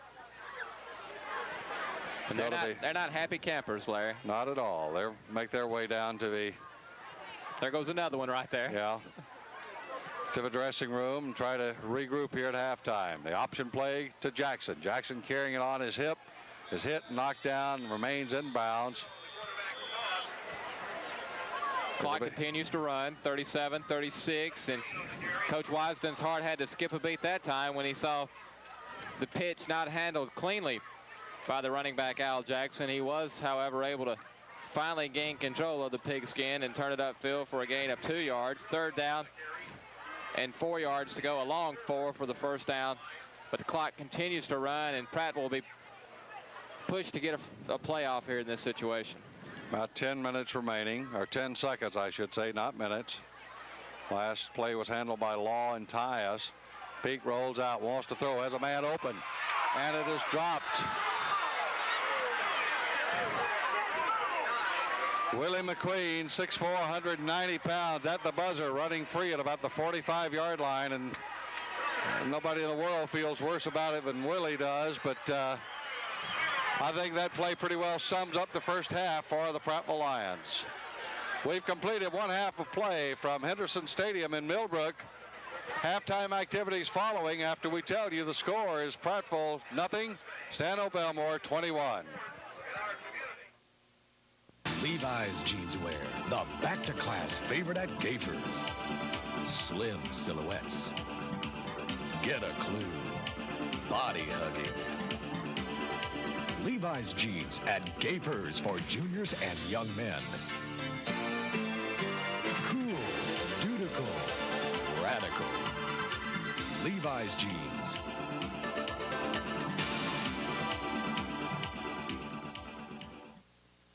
Fall is here, same old thing, same old rut, same routine. Gotta break out of this same old act. With the power of Game On HBO and Cinemax, to break that mold, to change that routine. With the power of cable to your screen. The power of Game On HBO and Cinemax.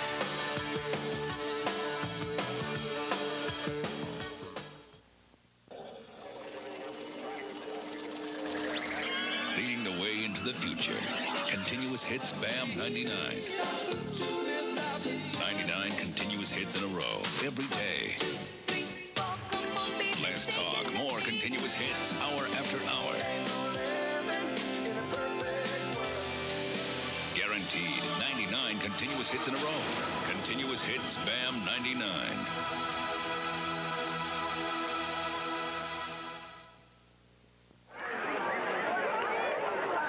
From Conrad B. Henderson Stadium in Millbrook, Alabama, Rick Wade along with Larry Pay. We are at halftime. The Stanhope Elmore Mustangs leading the Prattville Lions by a score of 21-0. If you were with us earlier in the season when we had the Prattville Enterprise ball game, you saw at halftime a very fine presentation by the Prattville Lions band. So without any further delay, we'll let you enjoy this halftime performance by the Pride of Prattville.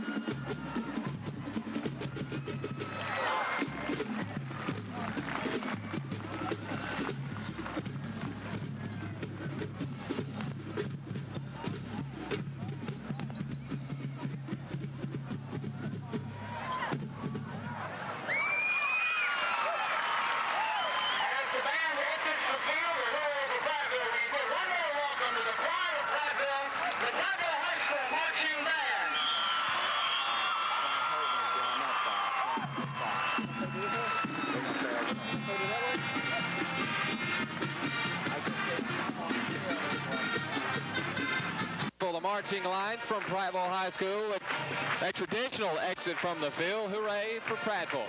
We are at halftime from Conrad B. Henderson Stadium. The Stanhope Elmore Mustangs doing a job on the Prattville lines, leading by a score of 21-0.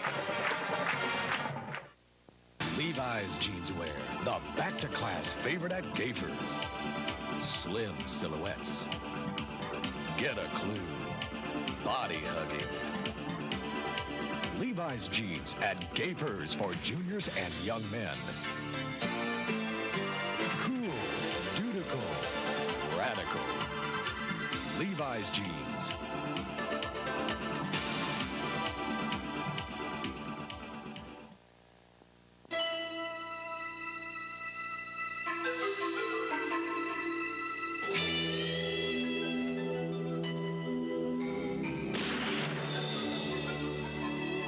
Busted! Are you dying of age or what? I know more about suicide than you ever will.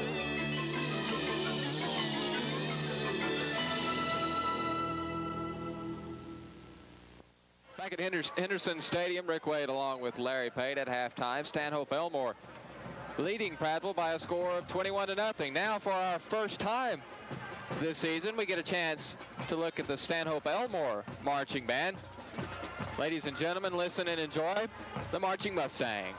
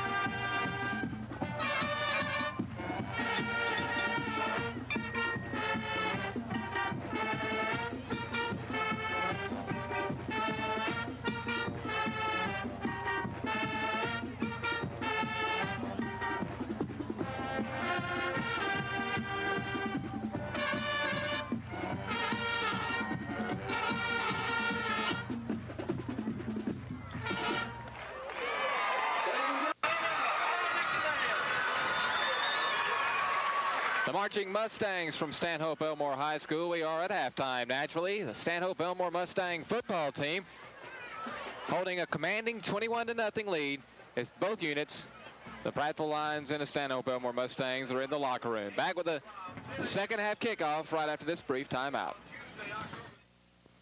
McDonald's invites you to be part of the U.S. Olympic team. The secret to synchronized swimming? Synchronization. When you play McDonald's, when the U.S. wins, you win Olympic game. Start collecting your game pieces today, because when the U.S. wins a medal in the event on your game piece, you win too. Win a Big Mac, regular fries, or medium Coca-Cola. Look at that. Or you can win instantly. And you can too, because when the U.S. wins, you win. The good time, great taste of McDonald's.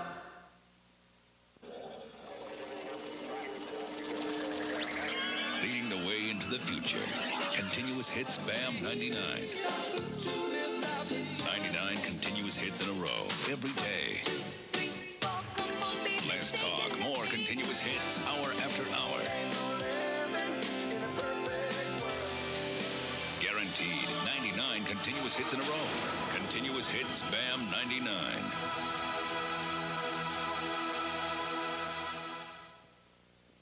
Fall is here, same old thing, same old rut, same routine. Gotta break out of this same old act. With the power of game on HBO and Cinemax, to break that mold, to change that routine. With the power of cable to your screen. The power of game on HBO and Cinemax.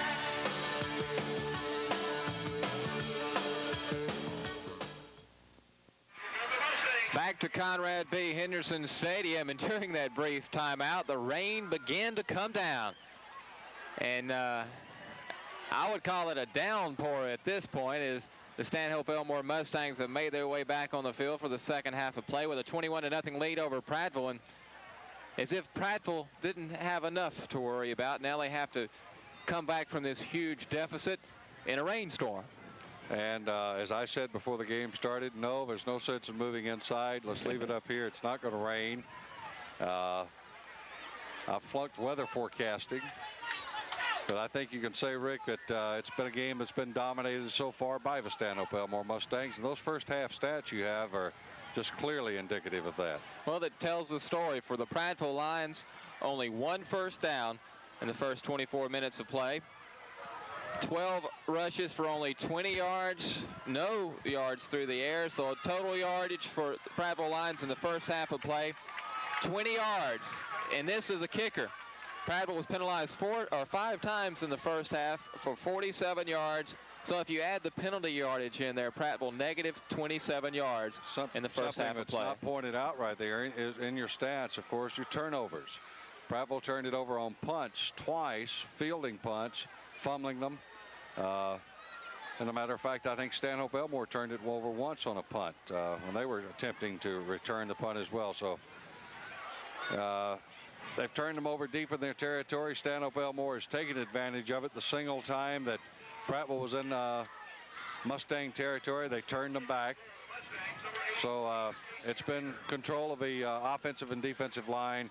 And you have to say that Stanhope Elmore has won the battle of the trenches so far tonight. Well, obviously, for the Mustangs, a better first half as far as the stats are concerned. 9 first downs, 124 yards rushing, 2 of 6 through the air.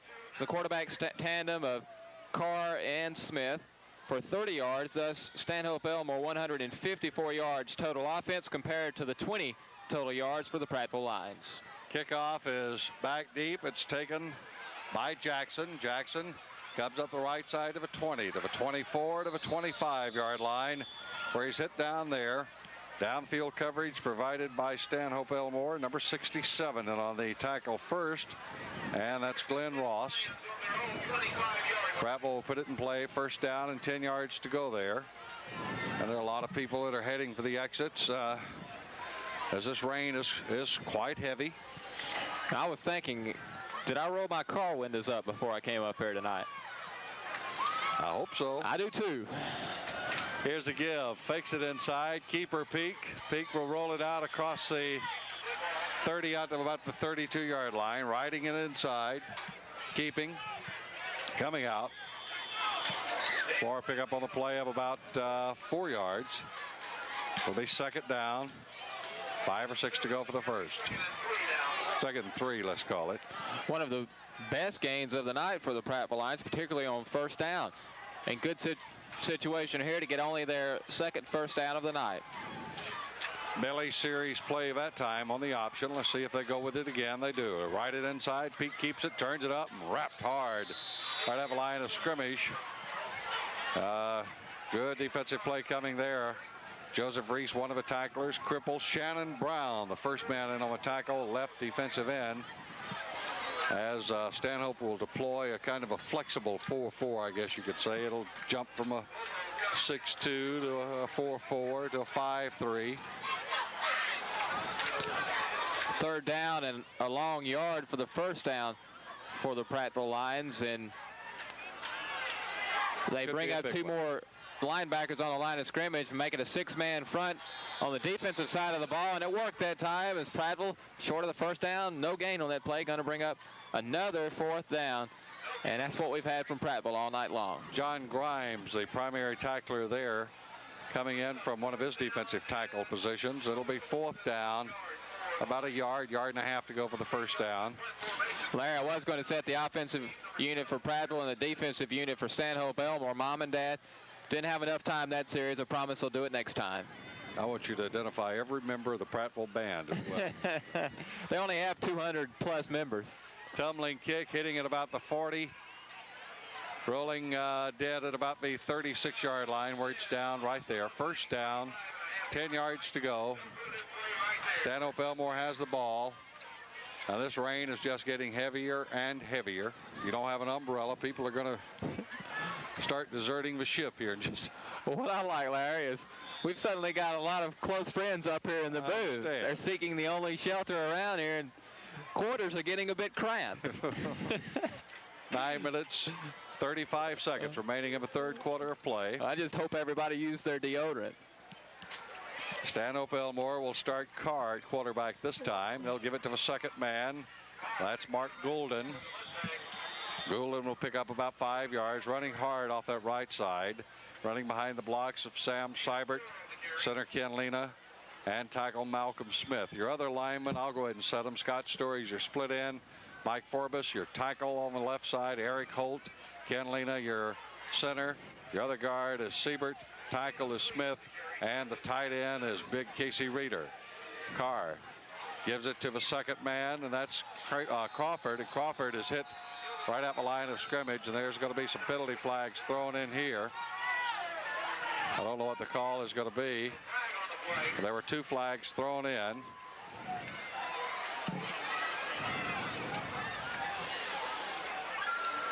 Let's see who they talk to. Well, we had 5 penalties in the first half for Prattville, only 1 penalty for Stanhope Elmore. It appears here that the penalty is going to be marched off against the Mustangs. No. Personal foul on Prattville. I don't know, but they may have had an ejection there because I saw one of the Lions coming off, and he was not real happy. Well, I stand corrected. Looks like the penalty is obviously going to go against the Prattville Lions.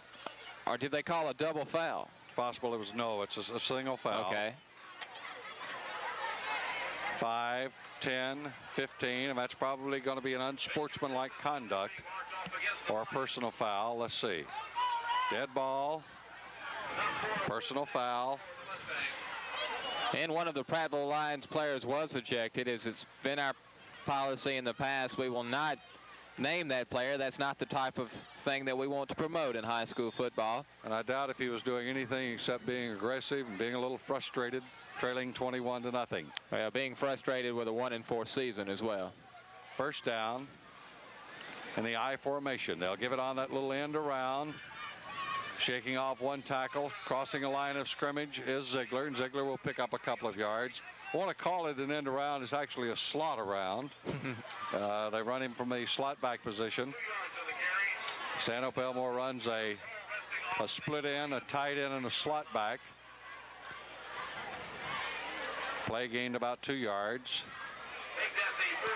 Rain continues to fall. Looks like it's just a good heavy drizzle right now. Got about a 30% chance of rain for tonight. And it looks like about 29% of it is here. The pitch back to Crawford. Looks for running room. Reverses at field. Got to be hammered down. Fine defensive play coming up with Matt Edwards. 5'11", 175-pound linebacker to make the tackle, and they'll lose a chunk of yardage on that one right there. Lose about 15. I would say that Edwards had to be stunning on that play, Larry, to be in the backfield that quick. Prattville read that play out right from the start, and we're in the backfield. If Edwards had not made the tackle, it looked like 2 or 3 of his teammates were back there in the backfield ready to make the stop as well. That ejection may have fired them up a little bit. 21-0. Carr will give it to Ziegler. Ziegler has a block on the corner. Cuts it back. Will pick up 11, 12 yards. That's not going to be enough for the first down. That'll make it 4th down and about 9 to go. I'd like to run that slot back around, and he picked up, a good 12, 14 yards that time, but they had about a mile to go. So it'll be 4th down and 8 yards to go. And that'll bring on our punter, whose name is Terry Smith for the Mustangs. Terry has plays defense. He punts, fields punts, plays a little quarterback. Snap is back. Good snap. Gets it off. Nice high kick. Fair catch being called, and Peak runs away from it, and it'll bound into the end zone, and Prattville will have it. First down, 10 yards to go on their own 20-yard line. 7 minutes remaining in the 3rd quarter of play. Timeout on the field with the score: Stanhope Elmore 21 and Prattville nothing.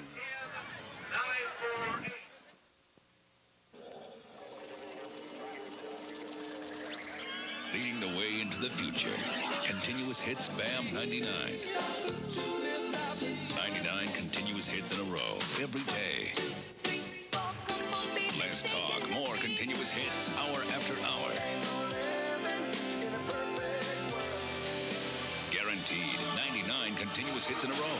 Continuous hits BAM 99.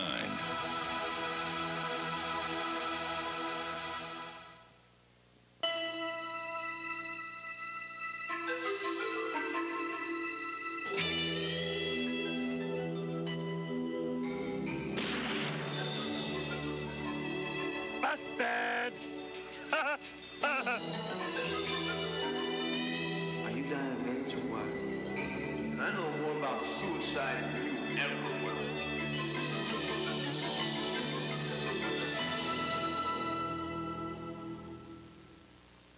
Fall is here, same old thing, same old rut, same routine. Gotta break out of this same old act. With the power of game on HBO and Cinemax, to break that mold, to change that routine. With the power of cable to your screen. The power of game on HBO and Cinemax.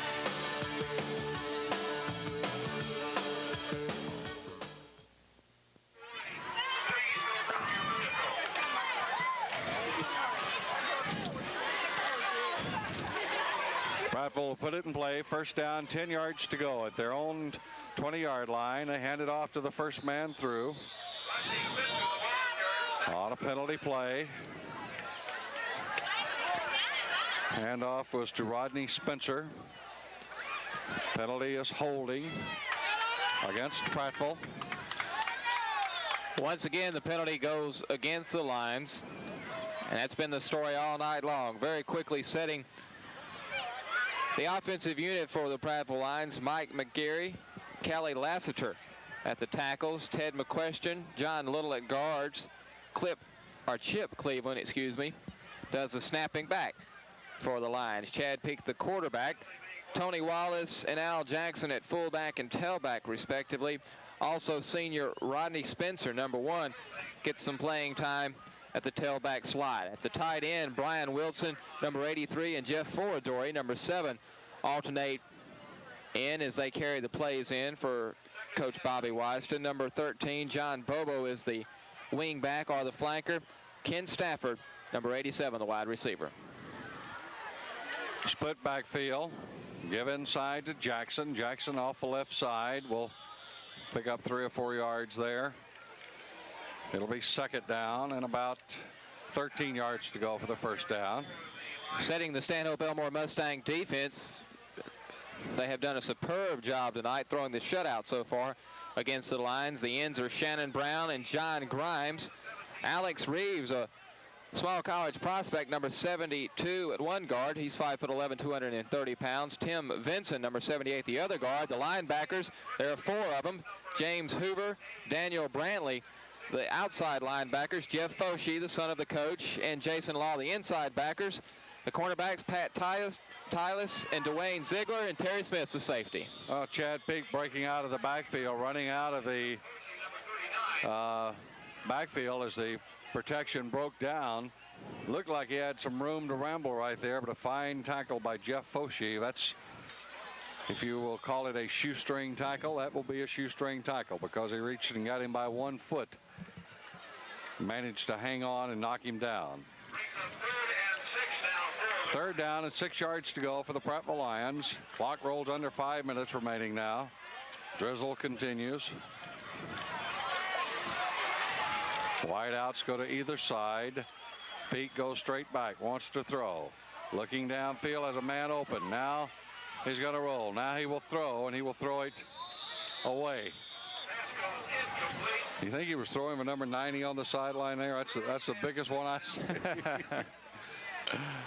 He did a good job of avoiding the rush there. And number 90 on the sidelines is Julius Cheeks, who plays defense. 6'1", 280 pounds. And if you're going to look for a target on the sidelines, he'd probably be the first man that you'd spot. Did a good job, really, of avoiding the loss on the play and throwing the ball away. Rain picking up in velocity. You can noticeably see it on your screen now. The snap back to Peak. Nobody back. They're not going to risk the chance of mishandling the ball. It'll be down at about the 33-yard line. Put 10 men on the line of scrimmage. Timeout on the field with a score 21-0. Stanhope Elmore leading Prattville.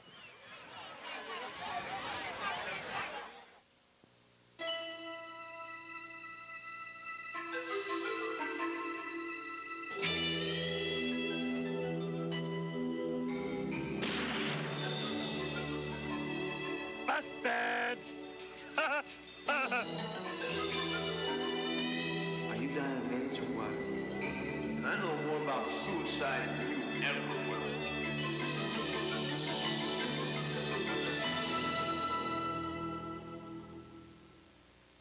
Levi's Jeanswear, the back-to-class favorite at Gapers. Slim silhouettes. Get a clue. Body hugging. Levi's jeans at Gapers for juniors and young men. Cool, dutiful, radical. Levi's jeans.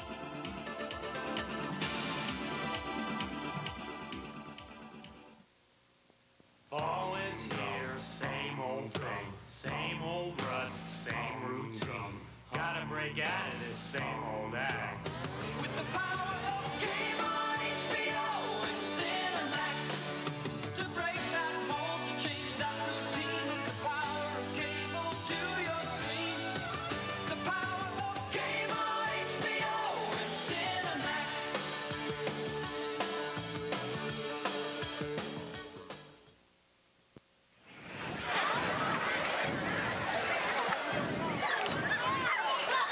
4 minutes and 25 seconds remaining of the third quarter. Prattville will deploy their defense against the Mustangs. Here's Gilder breaking it to the 25, rather the 35 to the 40. Up near midfield. He'll be knocked down just short. Running it out from his 33 out to midfield. Pick up with a play of 17 yards for Gilder. Good running that time by the big fullback, 5'11", 235-pounder, younger brother of Andrew Gilder, who, of course, had such a storied career here at Stanhope Elmore. 4 minutes and 2 seconds, clock running in this third quarter. Dropping back, rolling out on the right, giving it off, rolling across the 40 into Prattville territory at about the 35-yard line. was Mike Crawford. It'll be more than enough for another first down.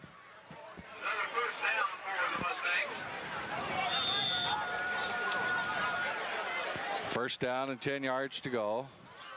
Second possession of the second half for the Mustangs, who are leading 21-0. I believe this Prattville Lions defense having their spirits fall as the rain is falling here on Henderson Stadium. You can just see the air really out of the sails of Prattville, although they did get good pursuit that time from the defensive unit. Ziegler on a penalty play, and it looked like it could be holding. Probably is holding. That's going to be the call. And I officiated football, high school football, for about 5 years, and that's something, if you look real close, you can almost call it every play. You can. Really, anytime you have an offensive lineman with his hands outside the body of the defender, really doesn't have to grasp a hold of the jersey or hold on to the man. By the definition of the rule, if you just have your hands outside the body, it's enough to necessitate a flag and a penalty. You have to turn the other way sometimes. Even as liberal as the blocking rules are now, because used to you had to keep the hands on the chest and everything. Quarterback draw. Here comes Smith. Smith with room. Smith to the 20. Smith to the 10, to the 5, diving, and is out on about the 1 yard line. I did not pick up that defender there, but finally ran him down, and we do have a flag on the play. Unsportsmanlike conduct. It's like it's going to be against Stanhope Elmore, so instead of first down and goal to go inside the 1, we're going to have first down and 16. First down and goal to go up around the 16-yard line. We'll see where they finally move the flags. I'm wondering, I really didn't see the play. I turned to look at the spot to see exactly where the ball was, where I could let you know how far the run was for, but I would think that's probably a penalty in which one of the Stanhope Elmore ball players might have been rubbing a little salt in the wound, so to speak. Taunting or something like that. Exactly. Because it's not a personal foul. It was an unsportsmanlike conduct call, and that would be the type of foul the type of situation I believe would draw a foul like that. It'll be first down and goal to go. They'll be at the 15-yard line. Smith will pitch it back to Crawford. Off the left side, looks for a block, does not get it there. Good defensive play. Matt Edwards has played fine defensive ball game tonight for the Prattville Lions. Rain falling straight down. Under 3 minutes to play. My umbrella is in the equipment truck. My umbrella's at home. My rain suit's in the car. My car's on the other side of the stadium, though. We're going to get wet. No two ways around it. Smith calls his signals. Wants to run it. Now he pitches back to Crawford. Crawford will slash inside the 10-yard line. He'll be just outside of a 9. Where it'll bring up a third down and goal to go. For sake of spotting, let's call it straight up and down on the 10-yard line. We're going to have timeout for an injured ball player. Looks like a cramp. Orlando Albright on the officials' timeout. We started tonight's ball game with an absolute full stadium here, and quite honestly, even though it has rained, and I don't think many people were prepared for it, and the crowd has remained pretty constant. Been a good crowd here tonight. 2 minutes and 14 seconds remaining. Timeout on the field. Stanhope 21, Prattville nothing.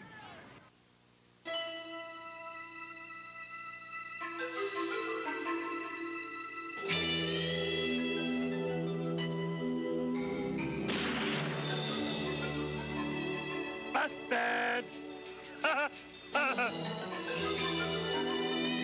you dying of AIDS or what? And I know more about suicide than you ever will.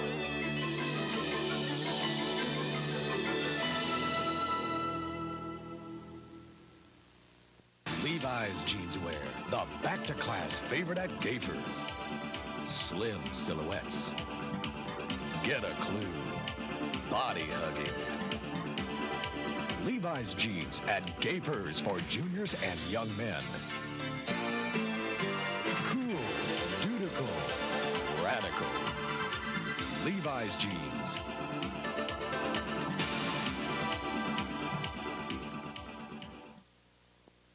Fall is here, same old thing, same old rut, same routine. Gotta break out of this same old act. With the power of game on HBO and Cinemax, to break that mold, to change that routine. With the power of cable to your screen. The power of game on HBO and Cinemax.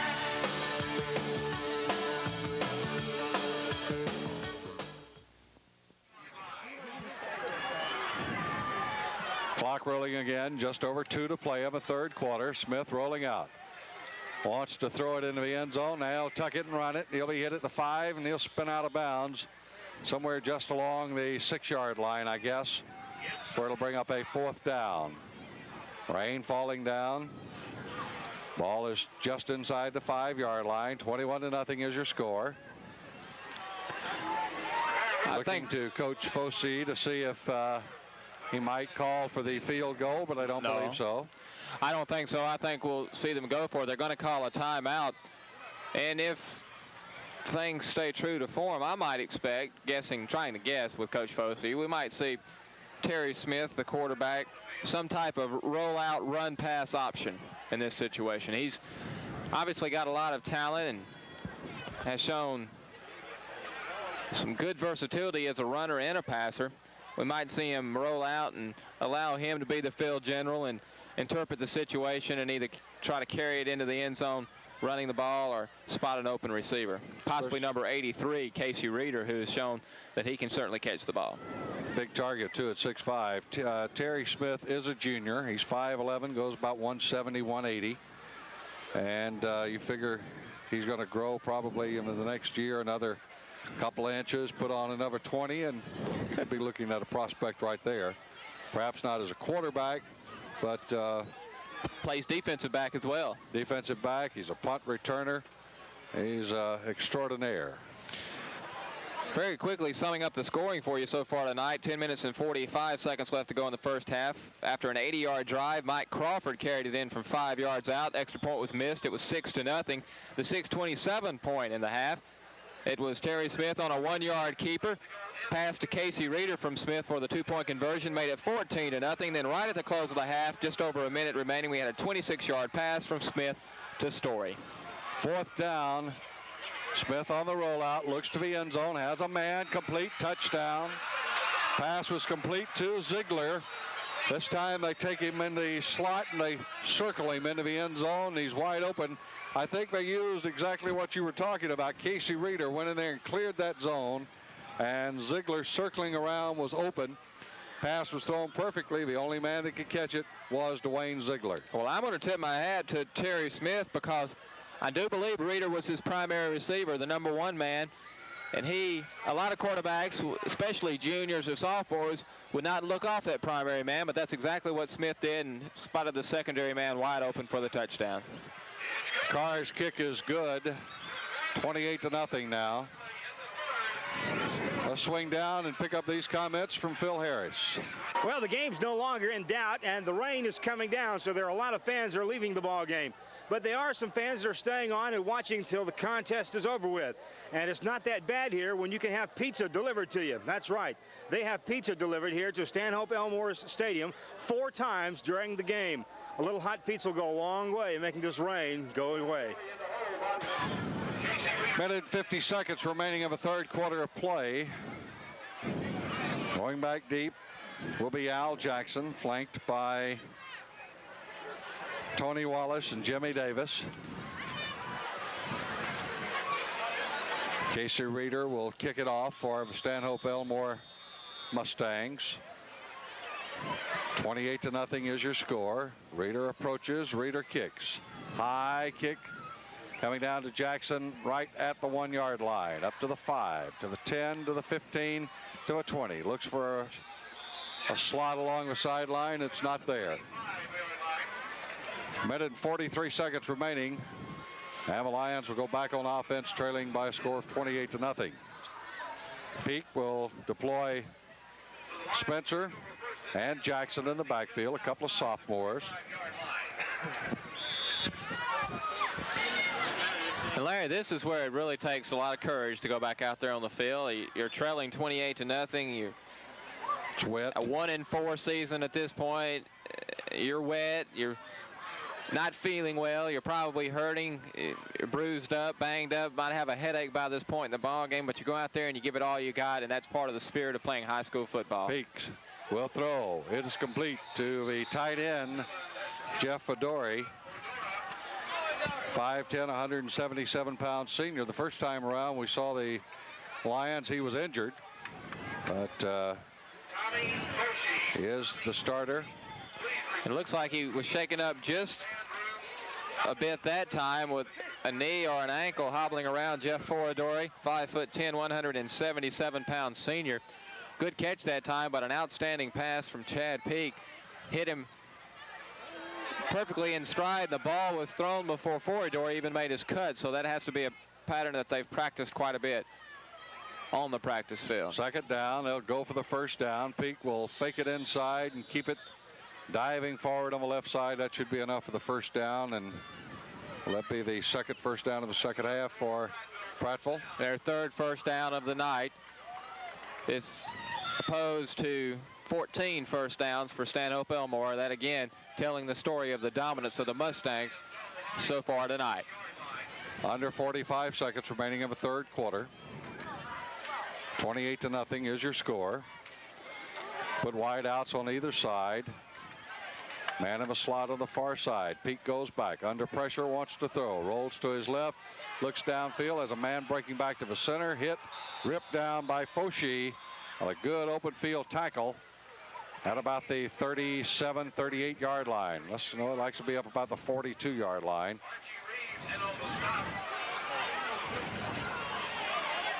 And 75, Mike McGarry comes to the sideline limping. The clock run down. We've completed 3. Timeout on the field. We've completed 3 quarters of play from Henderson Stadium in Prattville, or rather in Millbrook, Alabama. The score, Stanhope Elmore 28 and Prattville nothing. Levi's Jeanswear, the back-to-class favorite at Gapers. Slim silhouettes. Get a clue. Body hugging. Levi's jeans at Gapers for juniors and young men. Cool, dutiful, radical. Levi's jeans.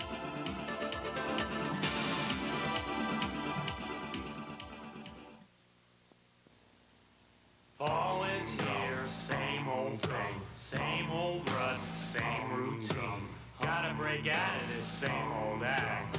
With the power of Game on HBO and Cinemax, to break that mold, to change that routine. With the power of cable to your screen. The power of Game on HBO and Cinemax.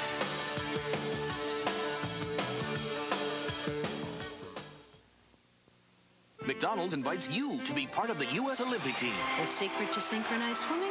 Synchronization.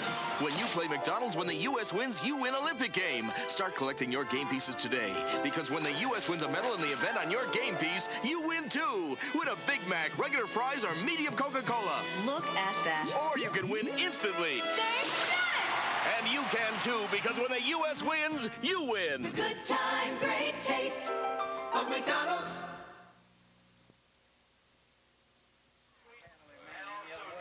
Have they had a...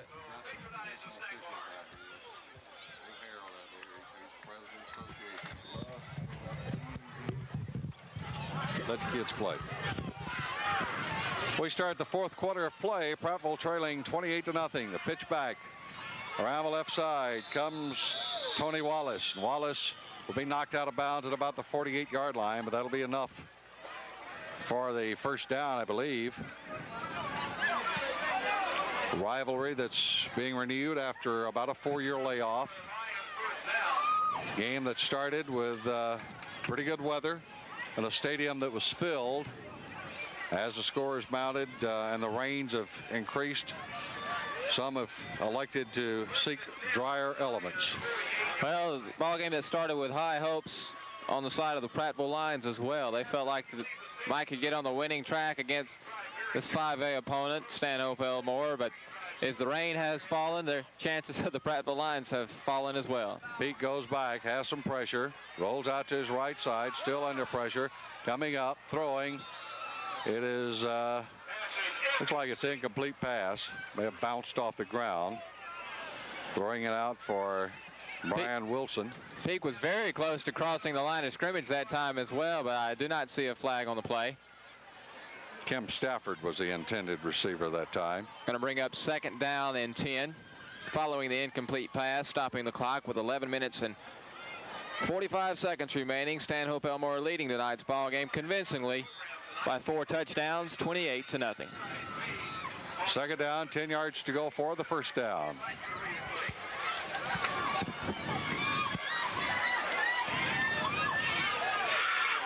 Clock stopped at 11:45 remaining in the ball game. Pass is thrown incomplete. Standing up and trying to throw for Al Jackson. The pass goes incomplete. A little pushing and shoving out there.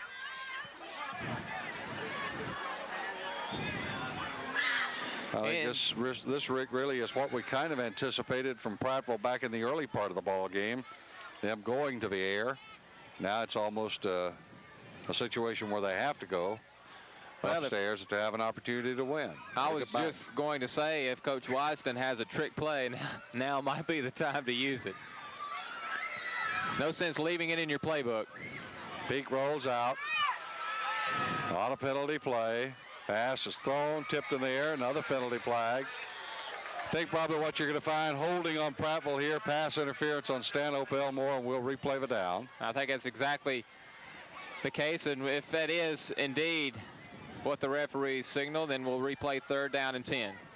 Smith was the defender back there on the attempted pass play. The pass was thrown for Al Jackson. We have pass interference against the Mustangs. Offsetting penalties, I feel reasonably sure. They've already signaled the pass interference downfield. Now I think we'll see the referee signal the hold.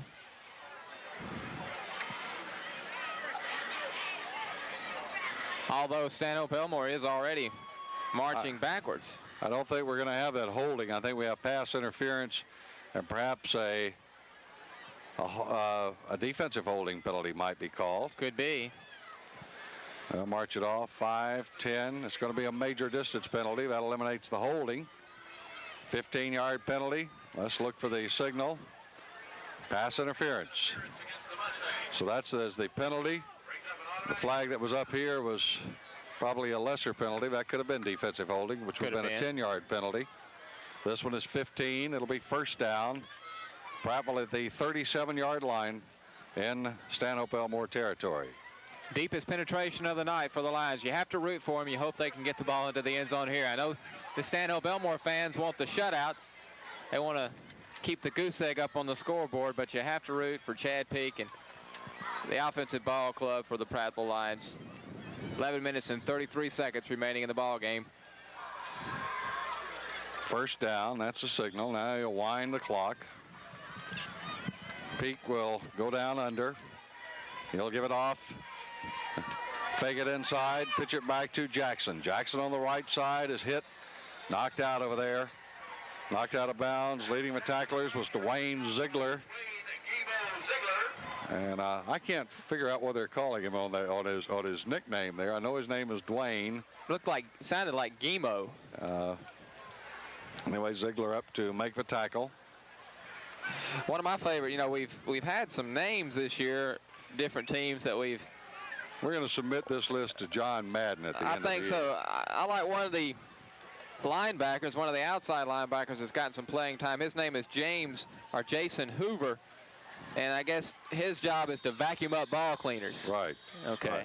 Right. It's cheap and easy, but I had to throw it in sometime tonight. I have a 33-yard line. Is that indicative of a 28-0 ball game? I think so. The play gets a little ragged on the field, and the announcing gets very ragged up in the booth. I was trying to remember back one of our first or second games of the year. I kept hoping there was one player they would never put in. I think it may have been off the Enterprise team, but I knew but I'd never get his name out. 10.5 minutes, clock running. Peak goes down under, drops back on a blitz, has some pressure, escapes from one man but not the other. Coming straight up the middle was a linebacker 54. And I don't have him on my list. He's playing defense. He's Eric Holt. And spun away from him but could not get away from Jeff Foshee. It'll be 4th down and 11 yards to go. Prattville back in punt formation. I wouldn't be surprised to see him fake. Stanhope Elmore doesn't think they're going to punt it. They have nobody back to receive it, but Chad Peak goes ahead and pooches it anyway. It looks like it's going to be a good result. The ball goes inside the 5-yard line. It's down there at the 3. So thinking there is you pin Stanhope Elmore deep, hold them, and get good field position, possibly a turnover, and put points on the scoreboard that way. And the ball will be ruled dead at the 3-yard line. It'll be 1st down, 10 to go. On the alternating quarterback situation, which one should have Bobby Carr in this situation? Bobby Carr will. The lefty? The left-handed quarterback. And he is in. He's got his Mustangs huddled in the end zone. You know, I kind of like this. The alternating quarterback has given us a different look, a change of pace this year. We haven't seen anything like this all year long. And off to Crawford. Crawford breaks a couple of tacklers and spins off and gets all the way out to about the 18 or 19-yard line. Immediately, that gets them out of the shadows of their own goal line and gives them a little operating room. 1st down. Crawford runs hard. He's not that big. He's 5'8", 170 pounds or so, but really goes hard. Quite a contrast to the fullback, John Gilder, 5'11", 235 pounds. I have Crawford at 5'8", 165. So you have a scat man and you have a power fullback who also does a good job of lead blocking. Gilder breaks it out, shakes off one man. He's got another man to beat, doesn't do it. That's a fine tackle right there by Davis.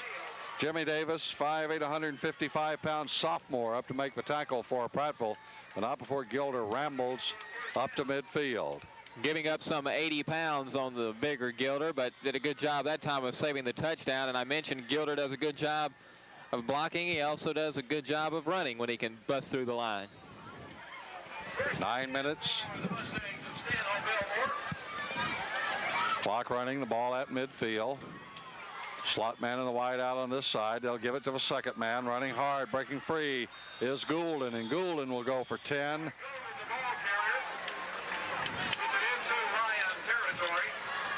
Actually, let's give him about 9 and maybe 3/4. How quickly, Larry, has Stanhope Elmore moved the ball out from the 3-yard line deep into territory? Only 3 plays.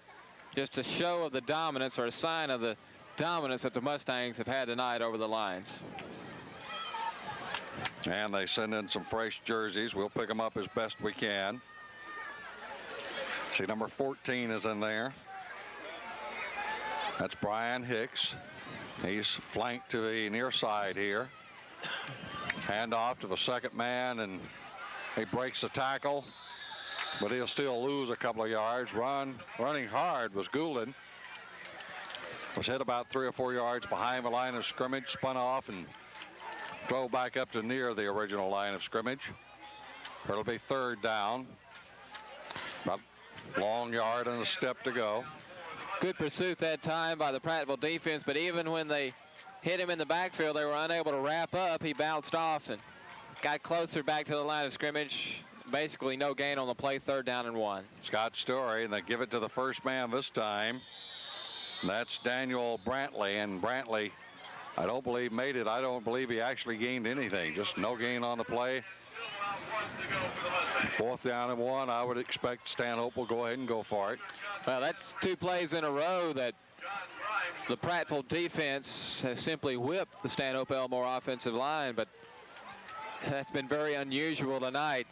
The score indicative of the type of dominance that Stanhope Elmore has displayed. They're leading 28-0.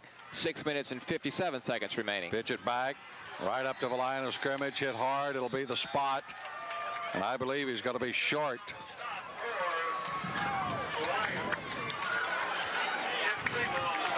I think it's going to be a first down. I think it is going to be a first. I think it's going to be by about the football, length of the football. Okay.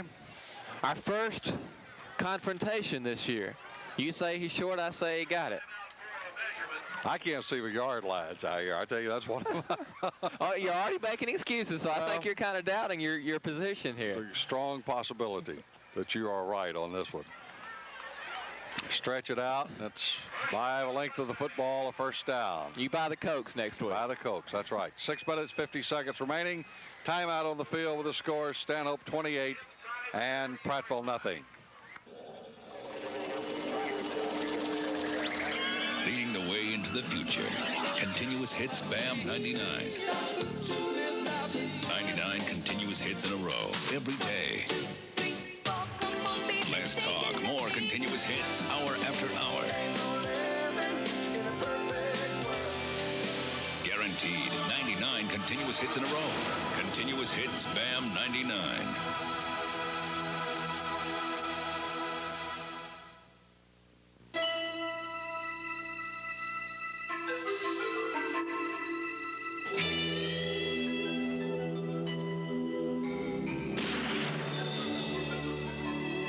Busted!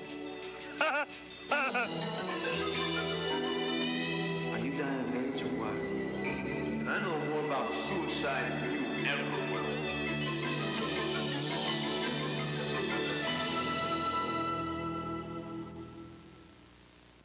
Fall is here, same old thing, same old rut, same routine. Gotta break out of this same old act. With the power of game on HBO and Cinemax, to break that mold, to change that routine. With the power of cable to your screen. The power of game on HBO and Cinemax.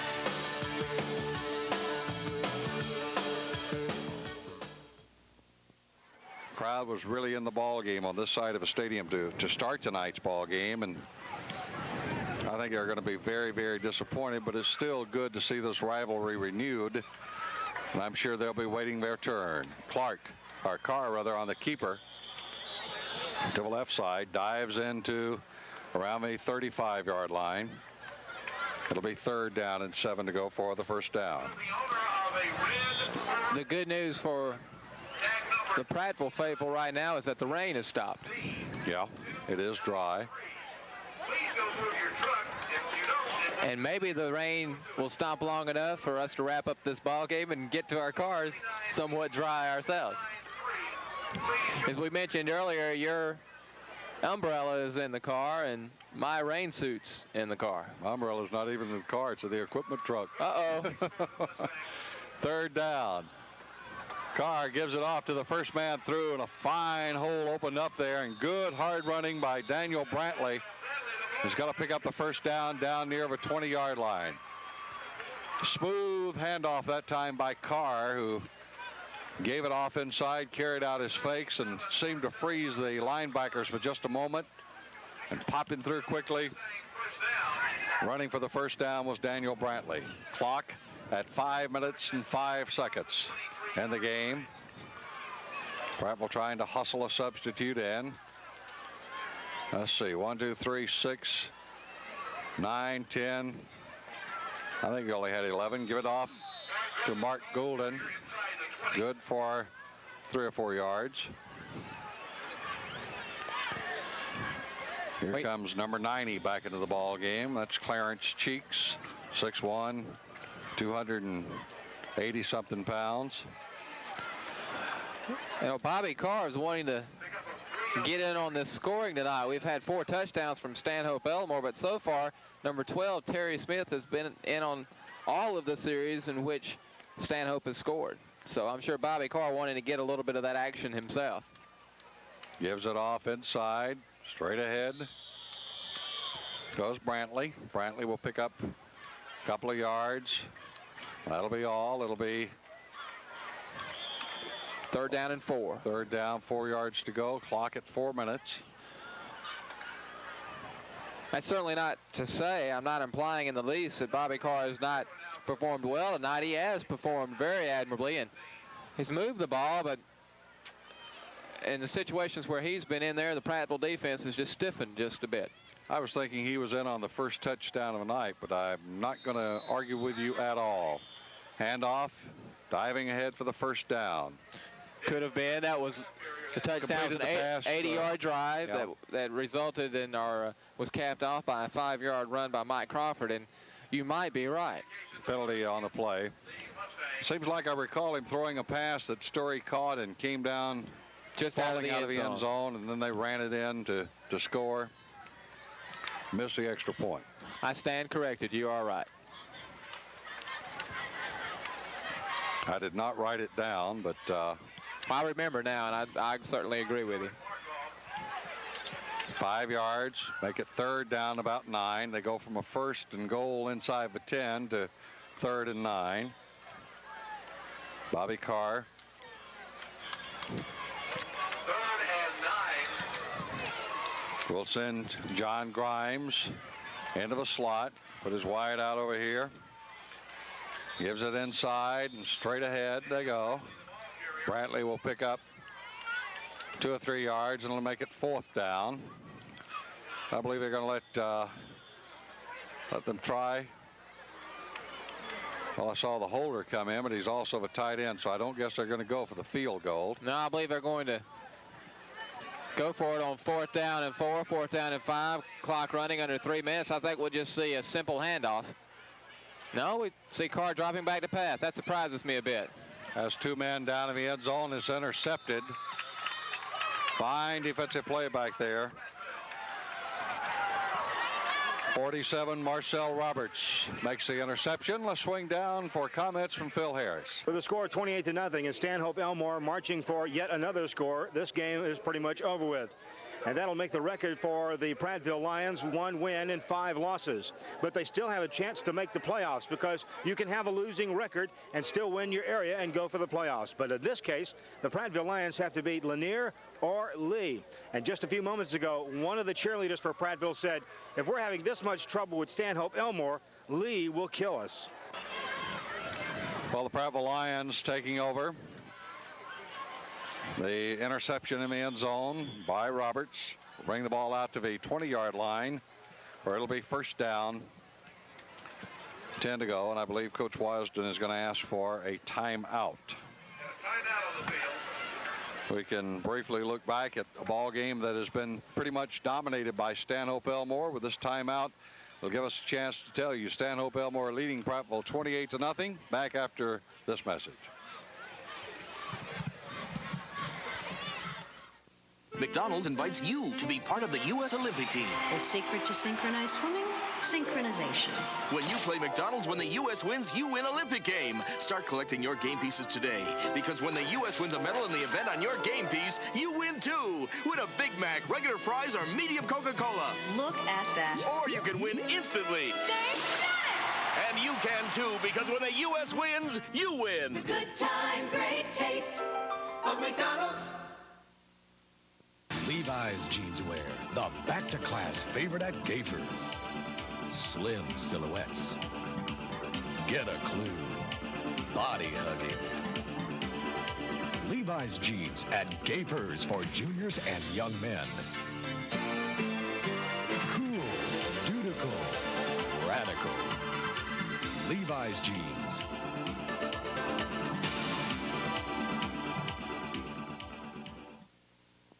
Fall is here, same old thing, same old rut, same routine.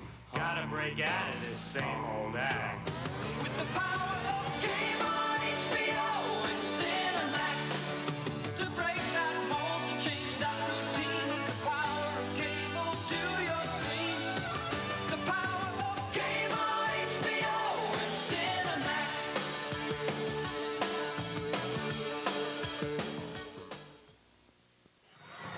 Up to the line of scrimmage for Prattville. New quarterback is Herman Moncrief.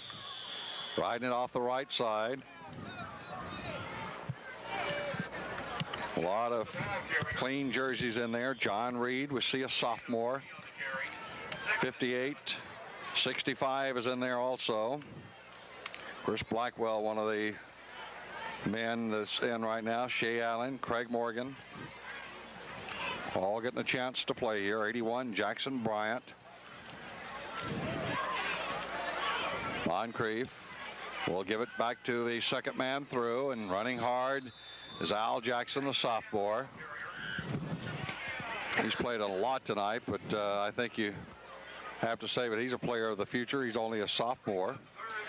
Now, that's something that we have to point out about the Prattville Lions. They are going with a youth movement that's almost eliminated a senior player. They're staying primarily with sophomores and juniors, and a lot of sophomores playing a lot. Coach Wisden coming in his first year with the Prattville program, trying to turn the program back around. As you mentioned, has gone with several young ball players. Just look at the starting backfield. Tony Wallace at fullback, Al Jackson at tailback. Both of those are sophomores. We've seen Rodney Spencer get a lot of playing time tonight. He is a senior. Then you look at the offensive line. You have a couple of sophomores, three seniors, a junior. On the defensive side of the ball, you see quite a few sophomores and juniors as well, a sprinkling of seniors in there. But obviously, Coach Wisden is looking to the future. He knew this year was not going to be the year to have a great team or a great program. And the Prattville fans can just hang on. I'm sure that better things are certainly on the horizon. Minute and 20 seconds remaining in the ball game. Stanhope riding it down, giving it to the first man, and good defensive pressure applied right there. Big number 60 bursting across. That's Tim Cripple, 5'11", 270 pound, and he's a sophomore. I think that's the thing that you're seeing more and more of, Rick, in high school football. Not only are the players becoming much larger, but they're doing so at a younger age. This young man, 5'11", 270, a sophomore. Split the backfield. Pitch back to Jackson. Jackson circling on the right side, and will be hit down right along the line of scrimmage. It'll be third down. Let's give him a pickup on the play of about 2. Clock under a half minute to play. Coming up on what probably will be the last play of the ball game. I don't know that they'll get another play off, Larry. That might be the last one there. Stanhope Elmore will go to 4-2 on the season. And the Prattville Lions are going to drop to 1-5. I guess they will get one more snap off. Back to throw is Moncrief. He'll look downfield. Has McQueen. Now he has an opportunity to run. He'll break it up. Good blocking. It crosses midfield and is knocked down right there. And that is the end of the ball game. Stanhope Elmore Mustangs have defeated the Prattville Lions by a score of 28-0. And I'm sure that they were hoping it was going to be a much tighter ball game, and a ball game that we expected to be considerably tighter as too, Rick. Final score, Stanhope Elmore Mustangs have defeated the Prattville Lions by a score of 28-0. We'll have more comments after this message.